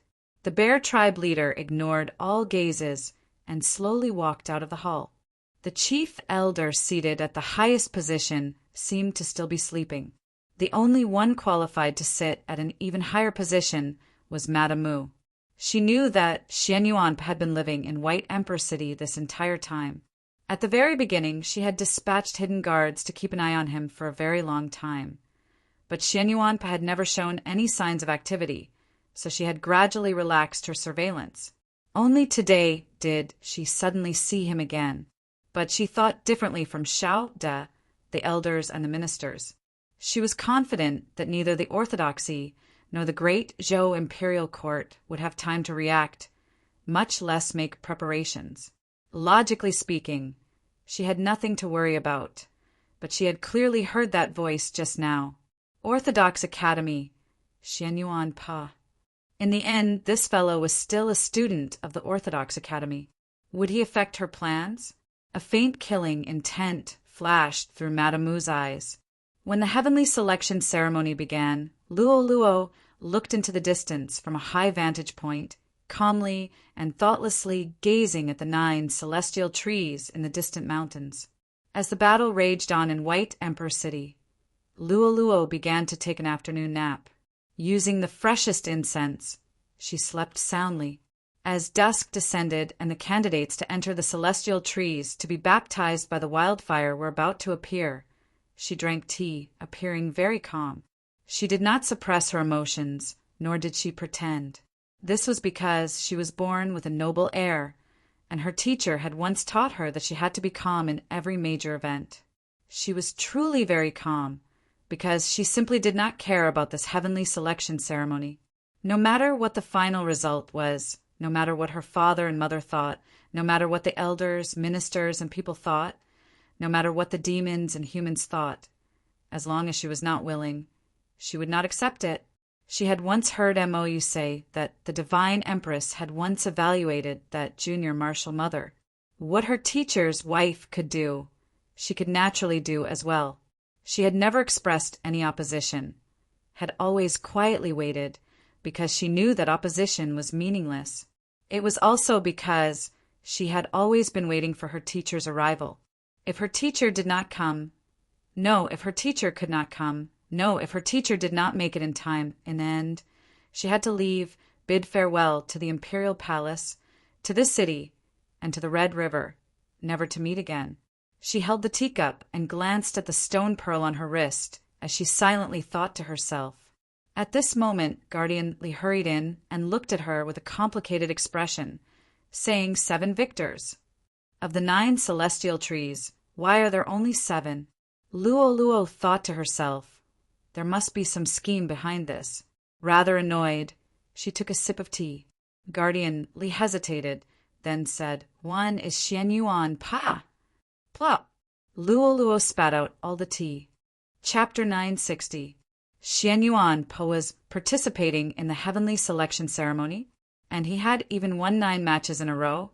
Tomorrow he was going to enter the celestial tree and accept the trials of the wildfire and the ancestral spirits. Luo was shocked by this news, and it took her quite a while before she came to her senses. She took the silk handkerchief from Guardian Li's hands and wiped the tea, but her furrowed brows could not be smoothed out. She knew that once the news of the heavenly selection ceremony spread, Xian Yuan Po would assuredly do something, so she had sent people to keep an eye on him. But seeing that there was no reply in 2 days, she believed that there was nothing to worry about. Who could have expected that Xian Yuan Po would sign up for the heavenly selection? She could not understand why Xian Yuan Po would participate in the heavenly selection ceremony. With his personality, it was more likely that he would take a kitchen knife and barge into the imperial palace in an attempt to save her. Just what does this fellow want to do? Guardian Li gazed at Luo's furrowed brows and inwardly sighed in worry. She thought of a certain possibility, but it was truly difficult to accept. Xian Yuan Po liked the princess, but the princess liked His Holiness the Pope. Why did the people of the Orthodox Academy all like this? Upon learning of Xian Yuan Po's identity and background, countless gazes fell upon him. The luxuriously dressed denizens of the upper city and the reserved noble ladies all had their mouths agape, so shocked that they didn't know what to say. As for the people of the lower city that had come with Xian Yuan Pa, they had already known a few things, but upon receiving confirmation, they still found it impossible to suppress their excitement. The high official in charge of the heavenly selection ceremony had an extremely unsightly expression. He looked at Xian Yuan Po's bearded face that still retained its childishness and coldly asked, "Why have you come to participate in the heavenly selection ceremony?" Logically speaking, this question was meaningless and did not need to be raised. Everyone knew what benefits participating in the heavenly selection ceremony would bring them. Or else, why would the young experts of the demi-human tribes all rush to White Emperor City in such a short amount of time? But when it came to Xian Yuan Pa, this question was extremely meaningful, and it was a question that everyone present wanted to know the answer to. Because if that rumor was true, then Xian Yuan Pa was not only a student of the Orthodox Academy, but also Princess Luolua's student. Don't tell me you also want to marry Her Highness? The high-ranking official stared into Xian Yuan Po's eyes, his voice extremely low, filled with anger and disdain. Don't forget, even though the imperial court has no records, everyone knows that you were once a disciple of the Orthodox Academy. Master and disciple eventually became partners. This kind of thing was not unheard of on the continent, but in the end it was not a good thing, especially for students. If they had such thoughts, anyone would think that it was an improper thought. Xian Yuan Pa said, "To be able to become Her Highness' student is my greatest honor. Whether Her Highness acknowledges it or not, I will always be her student." The high-ranking official became even angrier and coldly rebuked. "Then why did you come to participate in the heavenly selection ceremony? Are you trying to humiliate His Highness?" Xian Yuan Pa said, "I have never thought of marrying Your Highness. How is this humiliation?" The high-ranking official asked, In that case, why have you come here? Xian Yuan thought about it and said, I'm here to cause trouble. When he said this, his expression was very serious and his tone was very firm. He was like a mud monkey that had just crawled out of a rice paddy, a mischievous kid that had jumped from a tree into a lake, yet he spoke like an old scholar. The high-ranking official somewhat didn't dare believe his ears. What do you want to do? Xian Yuan Pa explained. By causing trouble, I mean that I want to make it impossible for the heavenly selection ceremony to smoothly proceed. The high-ranking official vaguely understood what he meant and asked, You don't want Her Highness to marry? Correct. Xian Yuan gazed at the distant Xiaoda, the second prince of the great western continent, and the other participants, and then raised his head to the high ground of the imperial city. He earnestly and firmly declared, No one wants to marry Her Highness, because I will not let you win. It was very quiet in front of the imperial city, and his voice was very bright, able to travel very far. The high-ranking official sneered. The heavenly selection ceremony is for the ancestral spirits to choose a husband for Her Highness the Princess. What right do you have to stop them? Xian Yuan replied, No one can decide on Her Highness' marriage, not the wildfire of the celestial trees or the ancestral spirits. The crowd fell into an uproar at these words. The high-ranking official was so angry that his entire body trembled. He harshly yelled, You dare blaspheme the celestial trees, disrespect the ancestral spirits. If it really was up to the wildfire of the celestial trees and the ancestral spirits to choose, the heavenly selection ceremony would not have proceeded according to the current procedure, and there would not have been a baptism of the wildfire in the second round. In the end, the so-called heavenly selection is a self-choice. Her Highness' marriage can only be decided by Her Highness herself. Xian Yuan gazed up at the imperial city and said, I know that Her Highness the Princess would never be willing to marry an outsider.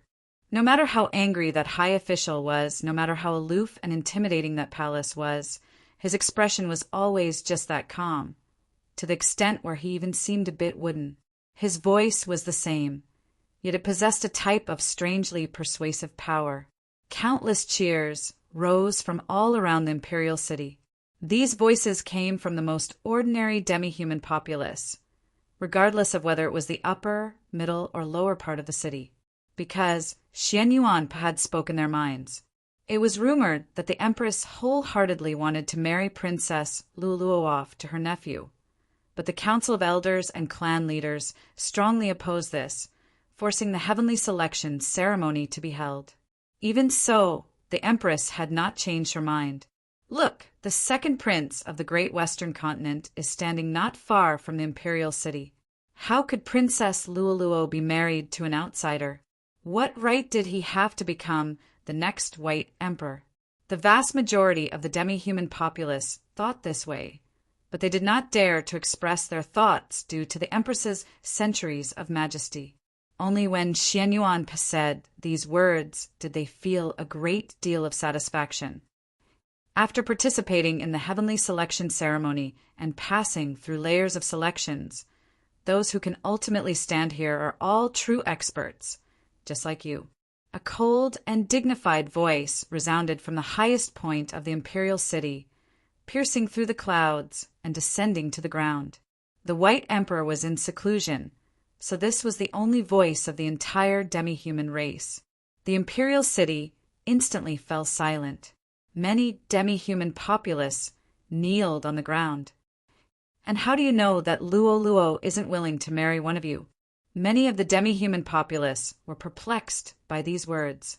Whether it's the heavenly selection or the trial of the ancestral spirit, the great western continent's second prince, as an outsider, has no advantage. Could that rumor be false? Had they wrongly accused the Empress? Yes, the entire continent knew that Princess Luo was the Empress' only daughter and had always been doted on. How could the Empress possibly treat her unfavorably? Presumably, she just wanted to find the best marriage for Princess. As they thought of this, the crowd began to look at Xian Yuan Pa in a different light.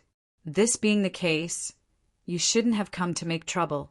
Xian Yuanpa looked up at the imperial city and said, Her Highness does not like anyone here.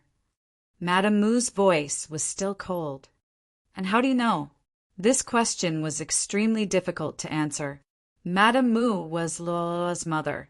So how could Xian Yuanpa know something that not even she knew? Did he really have something to do with Her Highness?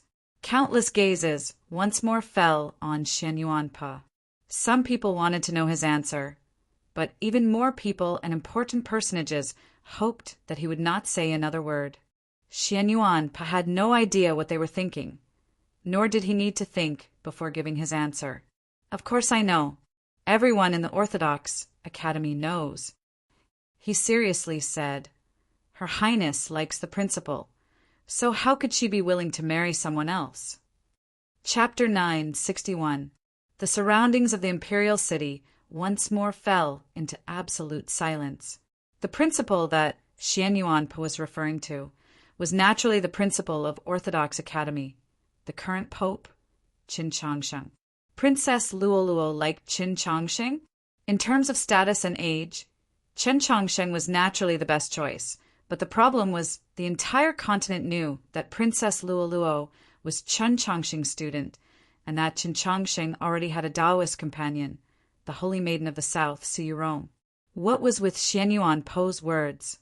The great Zhou imperial court official slightly arched his brows in displeasure. The Archbishop of the Western Wastes slightly paled, but he ultimately said nothing. The Tang clan steward also forcefully suppressed his emotions and maintained his silence. The imperial city's observation platform was also quiet. The demi-human personages in the hall looked at each other in dismay, completely at a loss as to how to react. Was Xian Yuanpa speaking the truth? Princess Luoluo had always secretly liked her teacher? How could this be? At the highest point of the imperial city, Madame Mu also said nothing, her complexion rather unsightly. Other than the earliest members of the Orthodox Academy, not many people could guess at Luoluo's thoughts. She was Luoluo's birth mother, so she naturally knew long ago. What she didn't expect was that Xian Yuanpa would expose this matter in front of so many people. It had to be known that this matter would have an extremely bad effect on both Qin Changsheng's and Luoluo's reputations. Why had Xian Yuanpa done this? Was he really stupid or was he bad? In the other stone hall, Luoluo also knew of Xian Yuanpa's words. She recalled the words her mother had said when she left that morning. Even if you can deceive the entire world, how can you deceive yourself? She had always carefully stored away her feelings, not letting anyone, not even Qin Changsheng, see them. She had originally believed that this would continue, but she had not expected that those fellows in the Orthodox Academy had already known. Now the entire world knew. What should she do? She was truly too embarrassed. She couldn't help but inwardly complain about Xian Yuanpa. Perhaps it was because of the deepening twilight. Her small face was slightly red. For some reason, she was not angry, but rather a little happy. The silence was because they were too shocked, so they were at a loss. Everyone who heard Xian Yuanpa's words panicked and lost their minds. Silence also meant that the atmosphere would become tense. Impudent! How dare you be so disrespectful to His Highness and speak such nonsense? The high-ranking official looked at Xian Yuanpa, his whole body trembling with anger. He pointed at Xian Yuanpa's face and shouted, "Someone!" Before he could finish speaking, and before the Red River Beast Guard had rushed over to chop off Xian Yuanpa's troublemaking tongue, a voice rang out. That voice was very low, like the ringing of an ancient bell. It reverberated in front of the imperial city, like the echoes of a mountain stream in a deep valley. This was not Madame Mu's voice, but the voice of another powerful personage of the demi-human race. In the stone hall behind the observation platform, Great Elder slowly opened his eyes, no longer pretending to be asleep. He slowly stood up, walked out of the hall, and arrived at the imperial city wall. The mountain-like figure landed far below, shrouding the heads of many people. The great elder didn't comment on Xian Yuan Po's last sentence, as if he hadn't heard it at all. Regardless of whether it was for the dignity of the demon race or the complex relationship with the human race, this was perhaps the best response. What you said just now was correct. The so-called heaven's choice ultimately depends on one's own abilities. I hope that you can obtain the blessing of the ancestral spirits tomorrow and walk to the end the day after tomorrow. All of White Emperor City could hear the great elder's deep and distant voice. This was his stance toward Xian Yuan Pa, extremely clear and distinct, and it might also be his stance toward the human race. Thus, there was no longer any difficulty. The official and the Red River Beast Guard prepared to arrest Xian Yuan Pa retreated. Madame Mu stood at the highest point of the imperial city, silently gazing at the distant mountains, her thoughts inscrutable. Just like the Tathagata, the impoverished populace from the lower city left the imperial city like a tide, drowning the stairway to heaven, and then gradually dispersing into the poor alleys and narrow streets. As they labored day after day, it was impossible to say if they would remember today's liveliness in the years to come. Before dispersing, this black tide first sent Xian Yuan Pa back to the pine paths tonight. The pine paths were particularly lively, but not noisy. The priests from the Taoist church of the western wastes calmly and warily stood at the high points of the streets, observing the activity around them. The steward of the Tang clan led several dozen cultivators from the south, using his sharp gazes to stare at all the places where lanterns were lit. A few stalwart and burly men brimming with strength stood on the perimeter, inspecting all the people entering the pine paths. No matter how one looked at it, it was very easy for a human faction to arrange such an array in the demi-human capital to cause trouble, and it would seem extremely disrespectful to the demi-human court. Madame Mu had moved too quickly. It had only been a few days since the rumors had begun to spread to the official opening of the heavenly selection ceremony. The human race simply had no time to react. As the representative of the Orthodox Academy, Xian Yuan Pa naturally became the greatest, perhaps the only, hope of the human race in White Emperor City. In order to ensure Xian Yuan Po's safety, the Archbishop and the others did not care about the dissatisfaction of the demi-human race. Moreover, they clearly expressed their distrust of the demi-human race. The Archbishop warmly looked at Xian Yuan Pa, and the Tang clan steward's face was also brimming with hope. Xian Yuan Pa understood what they were thinking. In the view of the Archbishop and the others, Xian Yuan Pa had disappeared for many years. His sudden appearance today had presumably been ordered by the Li Palace. Does His Holiness the Pope know of this matter? The Archbishop nervously asked Xian Yuan Pa, or is His Venerable Holiness already here? Xian Yuan Pa shook his head. Principal probably does not know of this matter. From his expression, the Archbishop and the others knew that he was not lying and couldn't help but fall silent. The events that had taken place at the closing of South Stream Temple had already reached White Emperor City 2 nights ago. The Archbishop was well aware that if the Li Palace knew of this matter, it would pay any price to destroy Madame Mu's plans. He had also done this. At the very start, he had torn up the invitation to the banquet, expressing his most intense stance. But if the Pope still did not know of this matter, the Li Palace would not have time to make arrangements. Just what could he and Xian Yuan Pa do? The Archbishop recalled Xian Yuan Po's words and felt an intense fear and unease. If there really was something between Princess Luluo and the Pope, would the Pope, in a fit of rage, use sacred fire to burn him to death? In his agitated mood, his face was slightly red, as if he had drunk a good deal of strong wine. I beg of you. He looked at Xian Yuan Pa and solemnly said, even if millions must die, you cannot let Her Highness marry the second prince of the great Western continent. Chapter 962. Even if 10 million people died, I would still advance. Xian Yuan Pa felt that he could try this sort of thing.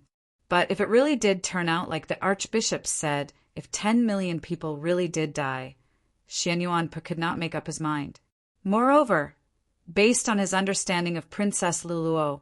If she knew that she had to pay such an enormous price, she might prepare her dowry overnight and marry off the next morning. The archbishop stood on tiptoe and patted Xian Yuan upon the shoulder. After giving him a deep glance, he left with the Tang clan steward. The bear tribe leader, who had been waiting at the mouth of the alley for a very long time, walked over. He gave Xian Yuan a deep glance and then patted him on the shoulder. He did not need to stand on tiptoe, as he was even taller and more muscular than Xian Yuan. The great Zhou officials went to the imperial city, but they did not come here. This means that their imperial court does not mind that Her Highness is married off to the second prince of the great western continent. The bear tribe leader asked, "Just what is His Holiness the Pope thinking?" Xian Yuan replied, "He probably doesn't know of this matter." The bear tribe leader asked, "Today was your own idea?" Xian Yuan grunted in affirmation. The bear tribe leader sighed at him and said, "Back then I wanted you to return to the tribe, but you refused, insisting on staying in White Emperor City. I couldn't do anything to you." Xian Yuan very seriously said, "In the future I will work hard for the tribe. We'll talk about this later. What I want to say is that you already won in the Pine Paths, so why did you go to the other 2 fighting platforms? This is already breaking the rules of the Heavenly Selection Ceremony." The bear tribe leader gestured 2 numbers and said, "If not for these 2 acting as your guarantor, Her Majesty could have made it so that you wouldn't be able to enter the celestial tree tomorrow." Xian Yuan was rather shocked by the bear tribe leader's hand. "Why are the Xiang clan leader and the Shi clan leader speaking up for me?" He replied, "I wasn't thinking that much, nor was I intentionally breaking the rules. I just thought that if anyone dares to have any designs on Her Highness, I will beat them down." The bear tribe leader recalled Xian Yuan's words in front of the imperial city and couldn't help but arch his brows. "Quite bold, but can you beat Xiaoda?" Xian Yuan very seriously pondered this question and came to a very certain conclusion. "I can't beat him." The bear tribe leader's raised brows fell back down. He sighed and said, "Then what's the point of saying all this?" Xian Yuan said, "I want to give it a try. At least I want to persevere until the end." The bear tribe patriarch understood his meaning. The so-called persisting to the end was just stalling for time. If he could delay for 1 more day, the orthodoxy would have a better chance of responding, though it seemed that the chances were still very slim. White Emperor City and the capital were separated by 80,000 li of mountains and rivers. In the battle between the divine the day before yesterday, the seal had severed the connection between the 2. The bear tribe leader thought for a while, then suddenly said, "Xiaoda might not be able to last until the end." Xian Yuan was slightly startled when he heard this. He didn't understand the meaning of this sentence. When you participated in the Heavenly Selection Ceremony, you were wholeheartedly thinking about Her Highness's marriage. The bear tribe leader stared into his eyes and said, "But do not forget that their goal is to become the White Emperor." Xian Yuan was even more confused. If he won the Heavenly Selection Ceremony and married Princess Luluo, wouldn't he become the next White Emperor? The bear tribe leader left, but he did not explain anything. He only left behind a few very serious words. "Your current ability to have these priests and the Tang clan stewards protect you truly is because of the Orthodox Academy, but do not forget that it was the tribe that sent you to the capital. Even if you insist on using the identity of the Orthodox Academy to fight, but shouldn't be too crooked. When you act, you should also consider the interests of the tribe." Xian Yuan did not retort, only remained silent. These words were very reasonable. If not for the tribe's recommendation in favor, he would have never had the chance to go to the capital, much less meet Chen Changxing and Luo Luo, and then become the 3rd student of the Orthodox Academy. As he watched the bear tribe leader's stalwart figure gradually vanish into the darkness, Xian Yuan suddenly thought of Tang 36. If Tang 36 heard these words, he would definitely mock him for having such a fat, but that he couldn't sit on a single stool. Yes, Why fret over which side his but should sit on? Couldn't he just sit on 2 stools at the same time? Xian Yuan instantly felt his body become much lighter. He turned and walked into the depths of the alley. The Bear tribe warriors guarded the outermost street. The Tang clan experts and several cultivators from the south occupied the higher ground, and the priests of the Taoist church of the western wastes guarded the alley. The alley was very quiet, devoid of any sound. Nearby was the temple of the celestial tree in the pine paths. It was abnormally quiet in the darkness, and one could faintly smell the scent of lamp oil. At the very depths of the alley was the small courtyard that Xian Yuan had lived in for several years. He pushed open the wooden door and walked into the courtyard. Stepping over the round white stones, he took off his shoes, washed his feet with clean water, and stood on the wooden floor. He glanced at the short pine tree by the white wall, took in a deep breath, calmed his mind, and walked into the room. The small courtyard seemed quiet, but many people were hidden. Besides those who had been ordered to protect him, there were also many people who were coldly watching him. These gazes came from certain tribes, from the Council of Elders, from the great Western continent, and most of them naturally came from the demi-human imperial court. If anyone discovered that the 2 experts of the divine domain wanted by the imperial court had been living in this small courtyard this entire time, Xian Yuan was confident that the warriors of the tribe, the priests, and the human cultivators would be incapable of preventing the small courtyard from being flattened. Bi Yanhong and Wu Qiangbai's injuries seemed to have gotten a little better. Xian Yuan did not understand medicine, so he could not be sure. Wu Qiangbei had lost a great deal of blood after losing her arm, and her face was still pale, but she had eaten all the steamed buns she had brought in the morning. Bi Yanhong, on the other hand, was quietly sitting there, his expression calm and composed. Xian Yuan noticed that the crystals on the floor had become much fainter, and the wooden pagodas had apparently been moved. "Sir, are you all right?" The light in the room was rather dim, so he could not confirm that the deathly aura on Bi Yanhong's face had dissipated. With a gentle expression, Bi Yanhong replied, "I'm a little better, but I'm a little hungry." Xian Yuan came to his senses and hurriedly left to prepare dinner. But when he pushed open the paper door, he stopped and turned around to give Bi Yanhong a very serious bow. "Thank you, sir." He was thanking Bi Yanhong for the words he had said to him in the morning. The fighting experience of an expert of the continent was the most precious harvest for any cultivator. Walking out of the room, he took some firewood from the neat pile and began to light a fire to cook. There were not many winter vegetables stored in the house, so he only made 2 simple dishes and stewed a pot of bacon and potato rice. Bi Yanhong took the food and gave his thanks. Wu Qiangbai's complexion was still very nasty, but in the end she said no more harsh words, only snorted. Chapter 963. Bi Yanhong noticed that Xian Yuan was not holding a pair of chopsticks and asked in concern, "Aren't you going to eat?"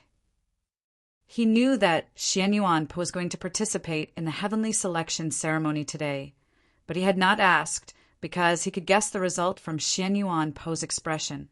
He was more concerned that Xian Yuan was going to the celestial tree tomorrow to be refined by the wildfire. How could he not eat his fill tonight? "I have something to eat." Xian Yuan took out a paper bag from his bosom, took out the leftover beef buns, and began to eat with a half bowl of vegetable soup in front of him. Wu Qiangbei froze at this sight, but then she ignored it and lowered her head to eat. After a while, she raised her head and realized that Bi Yanhong had been staring at the bun in Xian Yuan's hand the entire time. She couldn't help but frown. The bun was so cold that it had hardened and the juices had congealed into white oil. How unpalatable was it? Why was her husband staring at it? Before daybreak, the pine paths were shrouded in darkness, but Xian Yuan had already gotten up. He walked out of the alley and indicated to the vigilant priests that there was nothing to do. He went to a neighboring street and bought a paper bag of beef buns, half a pot of white porridge, 2 bowls of corn paste, a bowl of dry mixed noodles, 2 fried glutinous rice cakes, a tray of steamed buns, and 3 kinds of pickled vegetables. He still ate the beef buns, but the rest were the food he had prepared for Bi Yanhong and Wu Qiangbei for an entire day. Under Byung-hong's meaningful and Wu Qiong-bai's furious gazes, Xianyuan silently ate 6 beef buns, washed up, tidied up his clothes, and solemnly bowed to Byung-hong. He took the mountain sea sword from the pile of firewood and walked out of the courtyard. Unlike yesterday, he attracted countless gazes as soon as he appeared today. Several dozen priests of the Taoist Church of the Western Wastes and 100-some warriors of the Bear tribe surrounded him as he walked to Jade Capital Ferry. Xianyuan noticed that the Tang clan steward and several cultivators of the south were also following, neither too far nor too close. Last night, he had seen those cultivators of the south. According to the Tang clan steward, one of them came from Gentle Stream Monastery and was supposedly Yi Xiaolian's martial uncle in the outer sect. The morning mist shrouded White Emperor City, just like it had on every other ordinary winter day for the past tens of thousands of years. Jade Capital Ferry was as lively as ever, but those who occupied the best positions on the pier were no longer those laborious farmers, but officials of the demi-human imperial court and important figures like the Bear tribe leader. The morning sun was blocked by the mountains on the other side of the river. Coupled with the thick fog, the sky was very gloomy as if it was still night. After boarding the ferry, a wave suddenly rose up in the Red River, causing the boat to sway slightly. Then a low and terrifying roar came from somewhere. If an outsider had heard these roars and felt the furious waves of the Red River, they would have felt a great deal of fear. But everyone present had lived in White Emperor City for a long time and knew that this was the noise caused by the Jujing waking up and eating, so they thought little of it. As several baskets of the fattest scaleless barracuda were thrown into the river, the roars quickly died down. The morning mist gradually dispersed, and they could already see the river nearby. The surface of the water was very calm. The mountains on the other side of the river were still shrouded in mist. Even though the morning sun was about to leap over a certain col, one could only faintly make out the silhouettes of those 9 massive celestial trees. The bow of the boat broke through the water, the waves crashing as the morning light gradually arrived. By the time it reached the other side of the river, the warm red rays of the morning sun had already driven away all the mist. Green mountains that stretched for countless li appeared before everyone's eyes like countless overlapping barriers. In the morning light, the 9 celestial trees in the mountains seemed like massive torches, exuding an invisible wildfire that both awed and delighted the demi-human race. The celestial trees were so massive that only the most majestic of mountains could bear their weight. They were also very far from each other, the closest several dozen li away. There were 9 paths leading to the celestial trees, all of them starting from the same place, the high platform on the other side of Jade Capital Ferry. Madame Mu stood on the high platform. The descent of the morning light clearly illuminated her figure, making her seem especially lofty. In the gentle breeze, her gorgeous dress swayed in the wind, making her seem particularly dignified. The Tian High Divine Empress and Pope Yin had already returned to the Sea of Stars, the Holy Maiden of the South, and Su Li had gone to the distant Sacred Light continent, and the White Emperor was quietly recovering from his injuries. Of the 5 saints of the past, only she would appear before the people of the world. The demi-human elders and the ministers and generals of the demi-human court stood in 2 rows below. Only the truly powerful figures and their attendants had the right to attend today. The mood was very solemn, so quiet that not a single sound could be heard. Ceremonial music began to play as everyone prostrated. An official of the court stepped forward and began to recite the funeral rites. After the funeral rites were recited, the offerings were delivered like flowing water. The entire process proceeded smoothly. Xianyuan Pe and the other 5 ascended the stone steps to the high platform. Countless gazes fell on their backs, and then countless thoughts began to emerge in their minds. Who would be able to pass today's baptism by the wildfire of the celestial trees, pass the trial of the ancestral spirits, and who would be able to obtain the final victory in tomorrow's grand ceremony and marry Princess Luoluo? Xiaoda had the strongest cultivation and a pure bloodline. Logically speaking, no one could defeat him. But it was obvious that the Empress favored the second prince of the great Western continent, and perhaps even the White Emperor. Otherwise, why would the chief elder have become so silent after that night? And there was also that Xianyuan Pa, who had suddenly appeared. He was clearly a descendant of the Bear tribe, but he was representing the Orthodox Academy in this battle. In terms of background alone, he was rather powerful, but the human race probably had not yet had the time to respond. He was probably acting on his own, so what could he do? The other two demi-human experts were also famous, so it should not be difficult for them to pass the trial of the ancestral spirits. If Xiaoda was the slightest bit careless, he really might lose to them tomorrow. But why did the young man in the bamboo not even glance at them? Why did he seem so aloof and proud? If one had to point out the most surprising aspect of this heavenly selection ceremony, besides Xianyuan Po's sudden appearance, it was this young man in the bamboo hat. The identities and backgrounds of Xiaoda, the second prince of the great Western continent, and the two demi-human experts were all clear. Even Xianyuan had nothing to hide, but even now no one knew who the young man in the bamboo hat was, where he came from, or what he wanted to do. Logically speaking, this was something that should have never happened. The spies of the imperial court and the various tribes had long ago begun their secret investigations. But the problem was that White Emperor City was faintly concealing the young man in the bamboo hat. It was an extremely secretive and yet unyielding power that had cut off all attempts to spy on the young man. To be able to prevent the important figures of the imperial court and the various tribes from finding out his identity and background, and to do so in such a manner, this power was far too terrifying. Many tribes quickly stopped their investigations out of fear. Even the spies of the imperial court ultimately only learned the residence of the young man and then stopped. The young man in the bamboo hat lived in a courtyard very close to the Xiang clan's estate. It was easy to make a connection. It was not that no one had thought that the young man in the bamboo hat might not be a demi-human, might even be an enemy of the demi-human race. But even if this was the case, it did not matter, because today the young man in the bamboo hat would enter the celestial tree to be baptized by the wildfire, to accept the trial of the ancestral spirits.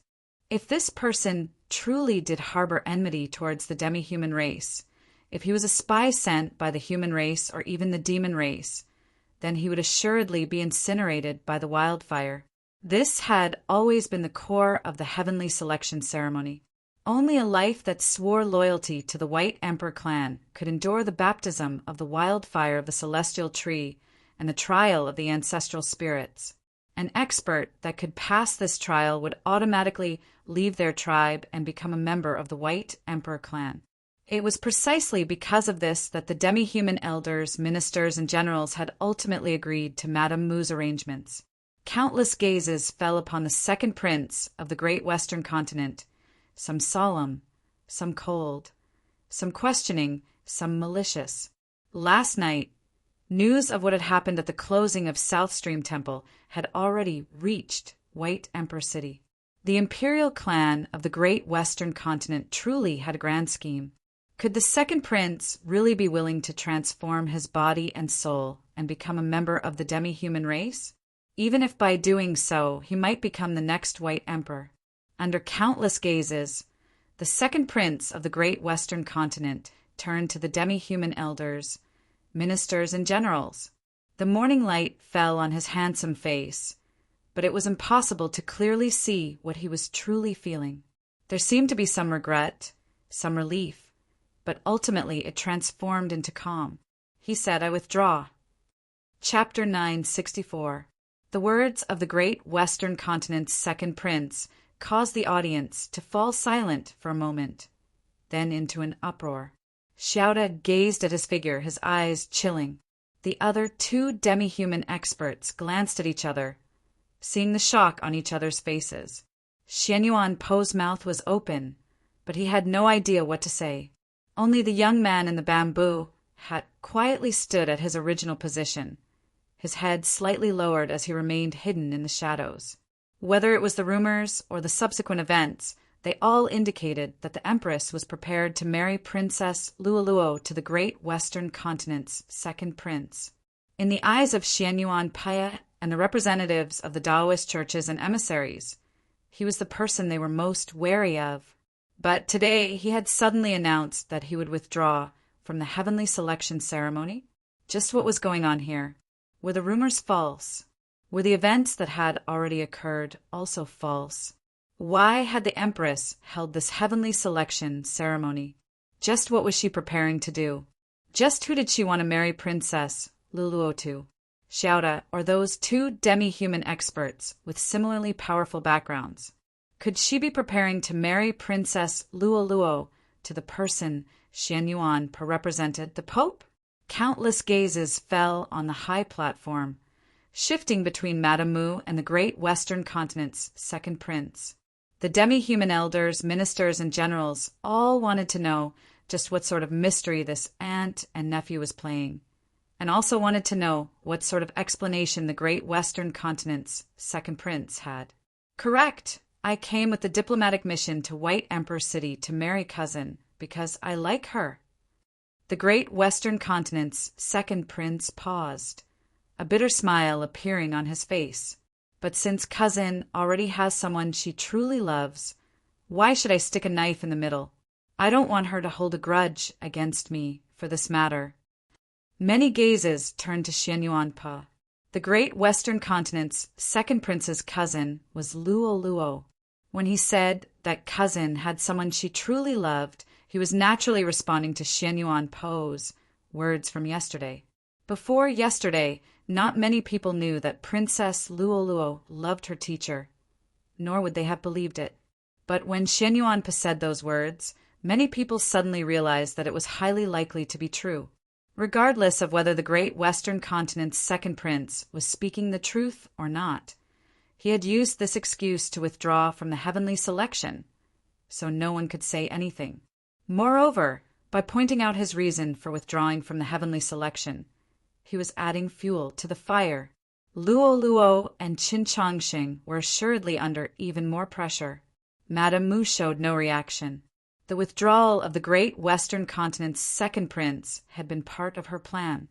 Although his last words were not arranged by her, they had been tacitly approved by her. She was more concerned about one thing, or rather, that was the only thing she was concerned about. The morning light gradually became brighter. No one noticed that she seemed to be unintentionally looking in a certain direction, but in fact it was a very profound look. The young man in the bamboo hat was standing there. From the very start, Madame Mu had known who this young man was. Every time she thought about how this person dared to leave Shuilao City alone and come here, even she couldn't help but be deeply shocked. This was one of Black Robe's conditions. Although she agreed, she didn't believe it was that simple.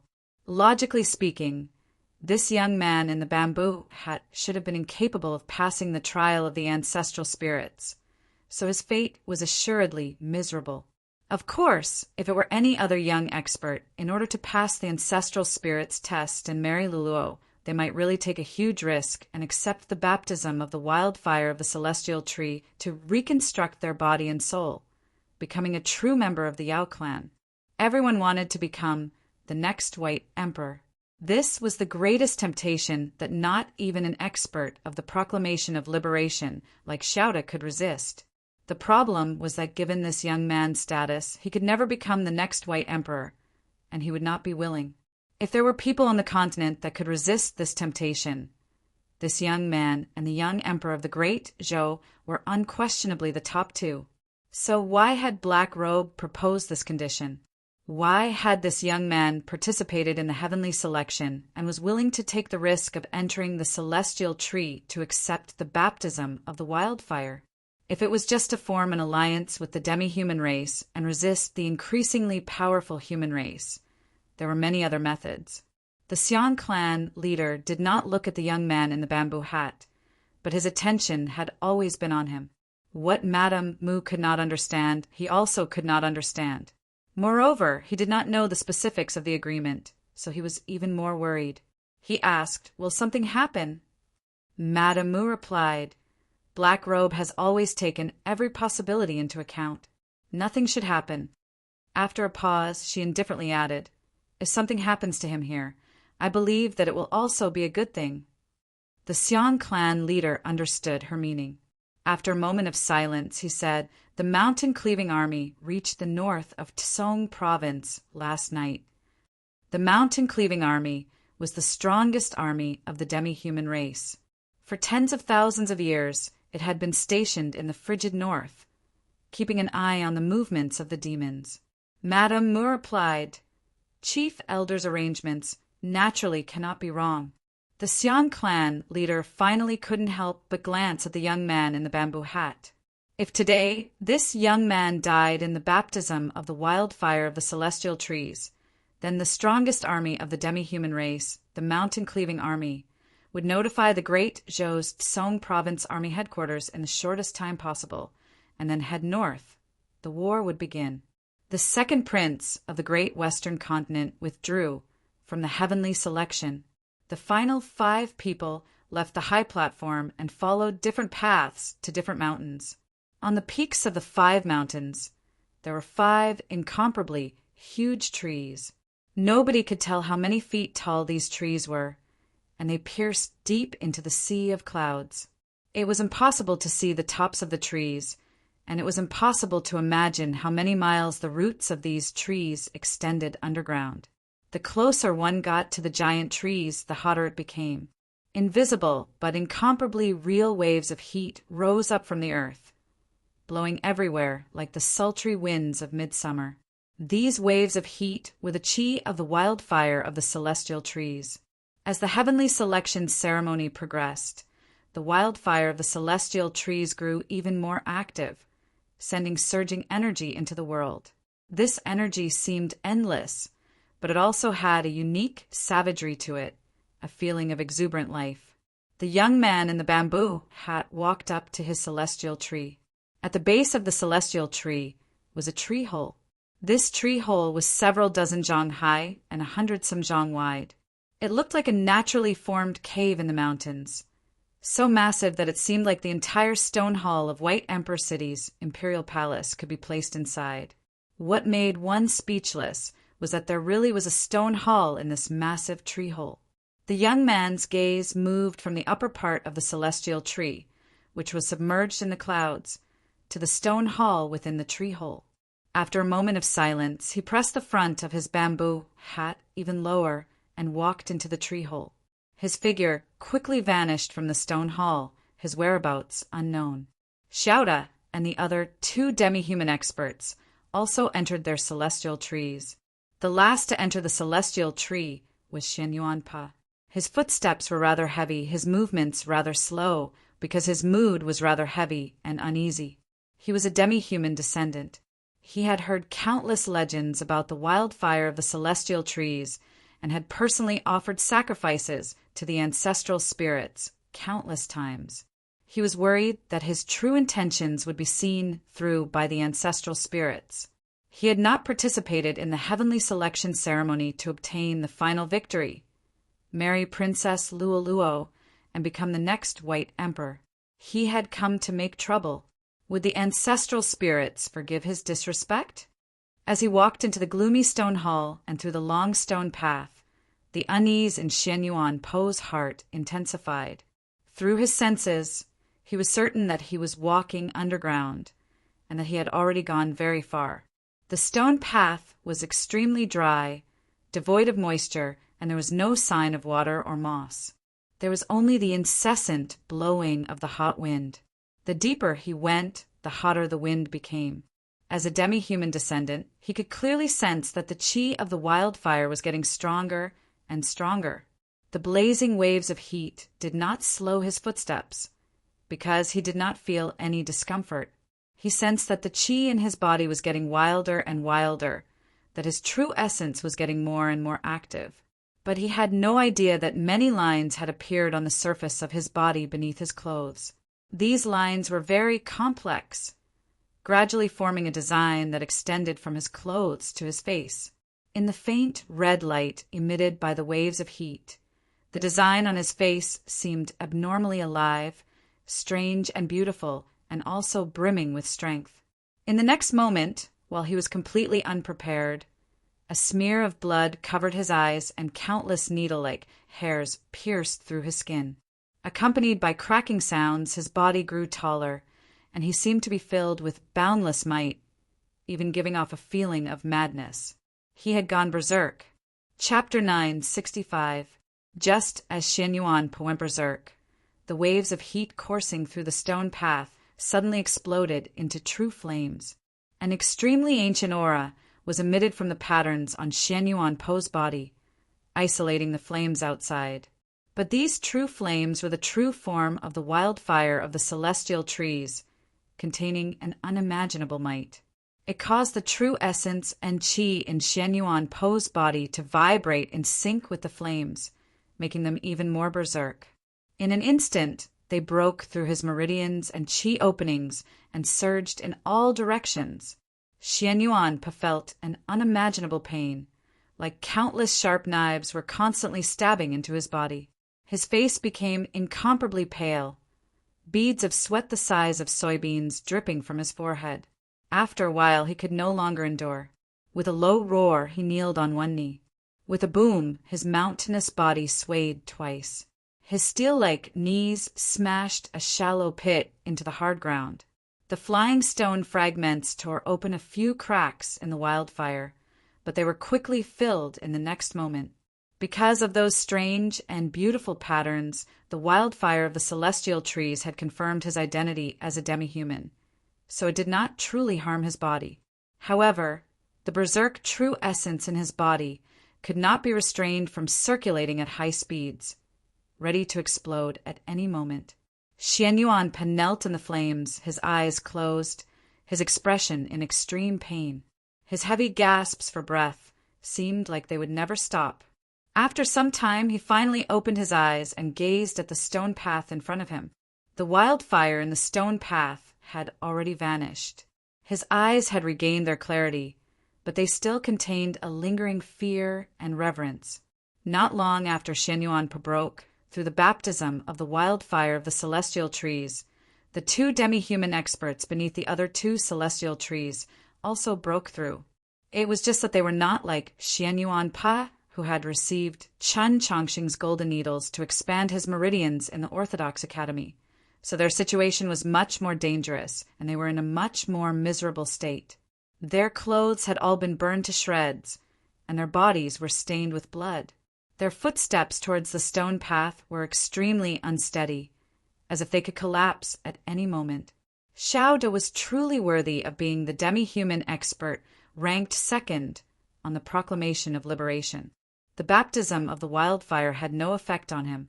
This was primarily due to the fact that his cultivation level was far higher than that of Xian Yuan Pao and the others, and also because he had once had the opportunity to experience the baptism of the wildfire many years ago. The one in the greatest danger was the young man in the bamboo hat, as he was under the greatest pressure. He was not a member of the Yao race and did not have the presence of wildfire left behind by his ancestors in his bloodline. No matter how much pressure he felt, he could not create those strange yet beautiful patterns on his body and face to protect himself. In other words, he could only rely on his cultivation and strength to endure. Not long after he entered the underground from the stone temple in the tree, the wildfire of the celestial tree sensed that he was not a demon. There was no rising heat wave coming from the stone path. Instead, there were countless terrifying, blazing flames coming at him. The wildfire of the celestial tree had no sense of gentleness or instruction to non-Yao life forms, only an extremely cold, killing intent. As he sensed the heat and pressure contained in the flames, sensed the brutal qi that seemed to come from the wilderness, the young man slightly raised his head and gazed at a smear of red in the depths of the stone path, his expression turning grave. This was the baptism of the wildfire. Demi-human experts only needed to rely on their powerful bodies and firm wills to pass, as their bodies already had the qi of the wildfire. As for non-demi-human experts, if they did not want to be burned to death by the wildfire of the celestial tree, they had to open up their sea of consciousness and allow the wildfire to transform their souls. The young man naturally did not want to die, nor would he choose the latter. So what should he do? The extremely drought-resistant pole-star grass growing in the cracks of a stone wall, invisible to the naked eye, was burned into several hundred wisps of smoke. A smoke-like curtain draped down from the edge of the bamboo hat all the way to the ground, protecting his body. The wild and brutal wildfire of the celestial tree fell upon his body, but it was kept at bay by the smoky curtain. Accompanied by extremely low and ear-piercing chewing sounds, the curtain became thinner and thinner, and the smoke became fainter and fainter. The grave expression on his face became more and more real, but there was no fear, only caution and a hint of curiosity. If he just stood in the stone path and endured the endless wildfire of the celestial tree, even if his bamboo hat was a true divine artifact, it would still be consumed until it became useless. He had to pass through the wildfire before the bamboo hat completely lost its effect. He walked towards the flames that filled the sky. The light smoke falling from the edge of the bamboo hat could protect his face and body, but it could not protect his feet. His footsteps were extremely heavy and slow. Every step he took would leave a clear mark on the stone floor. After an unknown period of time, the wildfire in the stone passageway suddenly disappeared. The light smoke falling from the edge of the bamboo hat was so faint that it could no longer be seen. A hint of pain occasionally flashed across the half of his handsome face that was exposed. In order to pass through this stone path covered in wildfire, he had suffered some injuries. It was very painful, but most of it was heartache. He had used 2 divine artifacts that had been passed down in the demon palace for many years. He didn't know when he would be able to recover. The young man in the bamboo hat stood in front of a swamp, saying nothing. He naturally knew that this was not a true swamp. Even from several dozen jang away, he could feel the suffocating waves of heat assaulting his face. Even the edges of his clothes were somewhat brittle. This place was too hot, even hotter than the baptism of the wildfire in the stone path. He was probably deep underground. This underground cavern was extremely large and spacious. Countless roots of various sizes hung down from the ceiling. These roots extended in all directions, burrowing deep into the black walls. These were probably the roots of the celestial trees. Whether it was the black walls or the swamp, the temperature was inconceivably high. The rays of light that came from the stone path and from some unknown place scattered before they even had time to descend. It was a mystery why the roots of the celestial trees were still alive and well. The entire cavern gave off a hallucinatory feeling. A rock fell from the top of the cliff, and after 10 breaths of time, it finally landed in the swamp. A small hole was created in the surface of the swamp that was like frozen black oil. A flame shot out of this small hole, appearing like a dragon of fire. The flame landed on the walls of the cavern ceiling and transformed into countless sparks that engulfed the roots and began to burn. The so-called swamp was actually lava. The young man raised his head to the ceiling of the cave. As he saw the burning tree roots, his expression flickered. The roots weren't actually burning. Those sparks of fire were gradually extinguished. They had been devoured by those roots. The celestial trees actually needed the underground lava as their nourishment. He had an exalted status and vast experience, but this sight still left him rather stunned. As he thought about what he had to do, he couldn't help but feel nervous. Only when he grasped the 2 slightly cold objects in his sleeve did he feel a little better.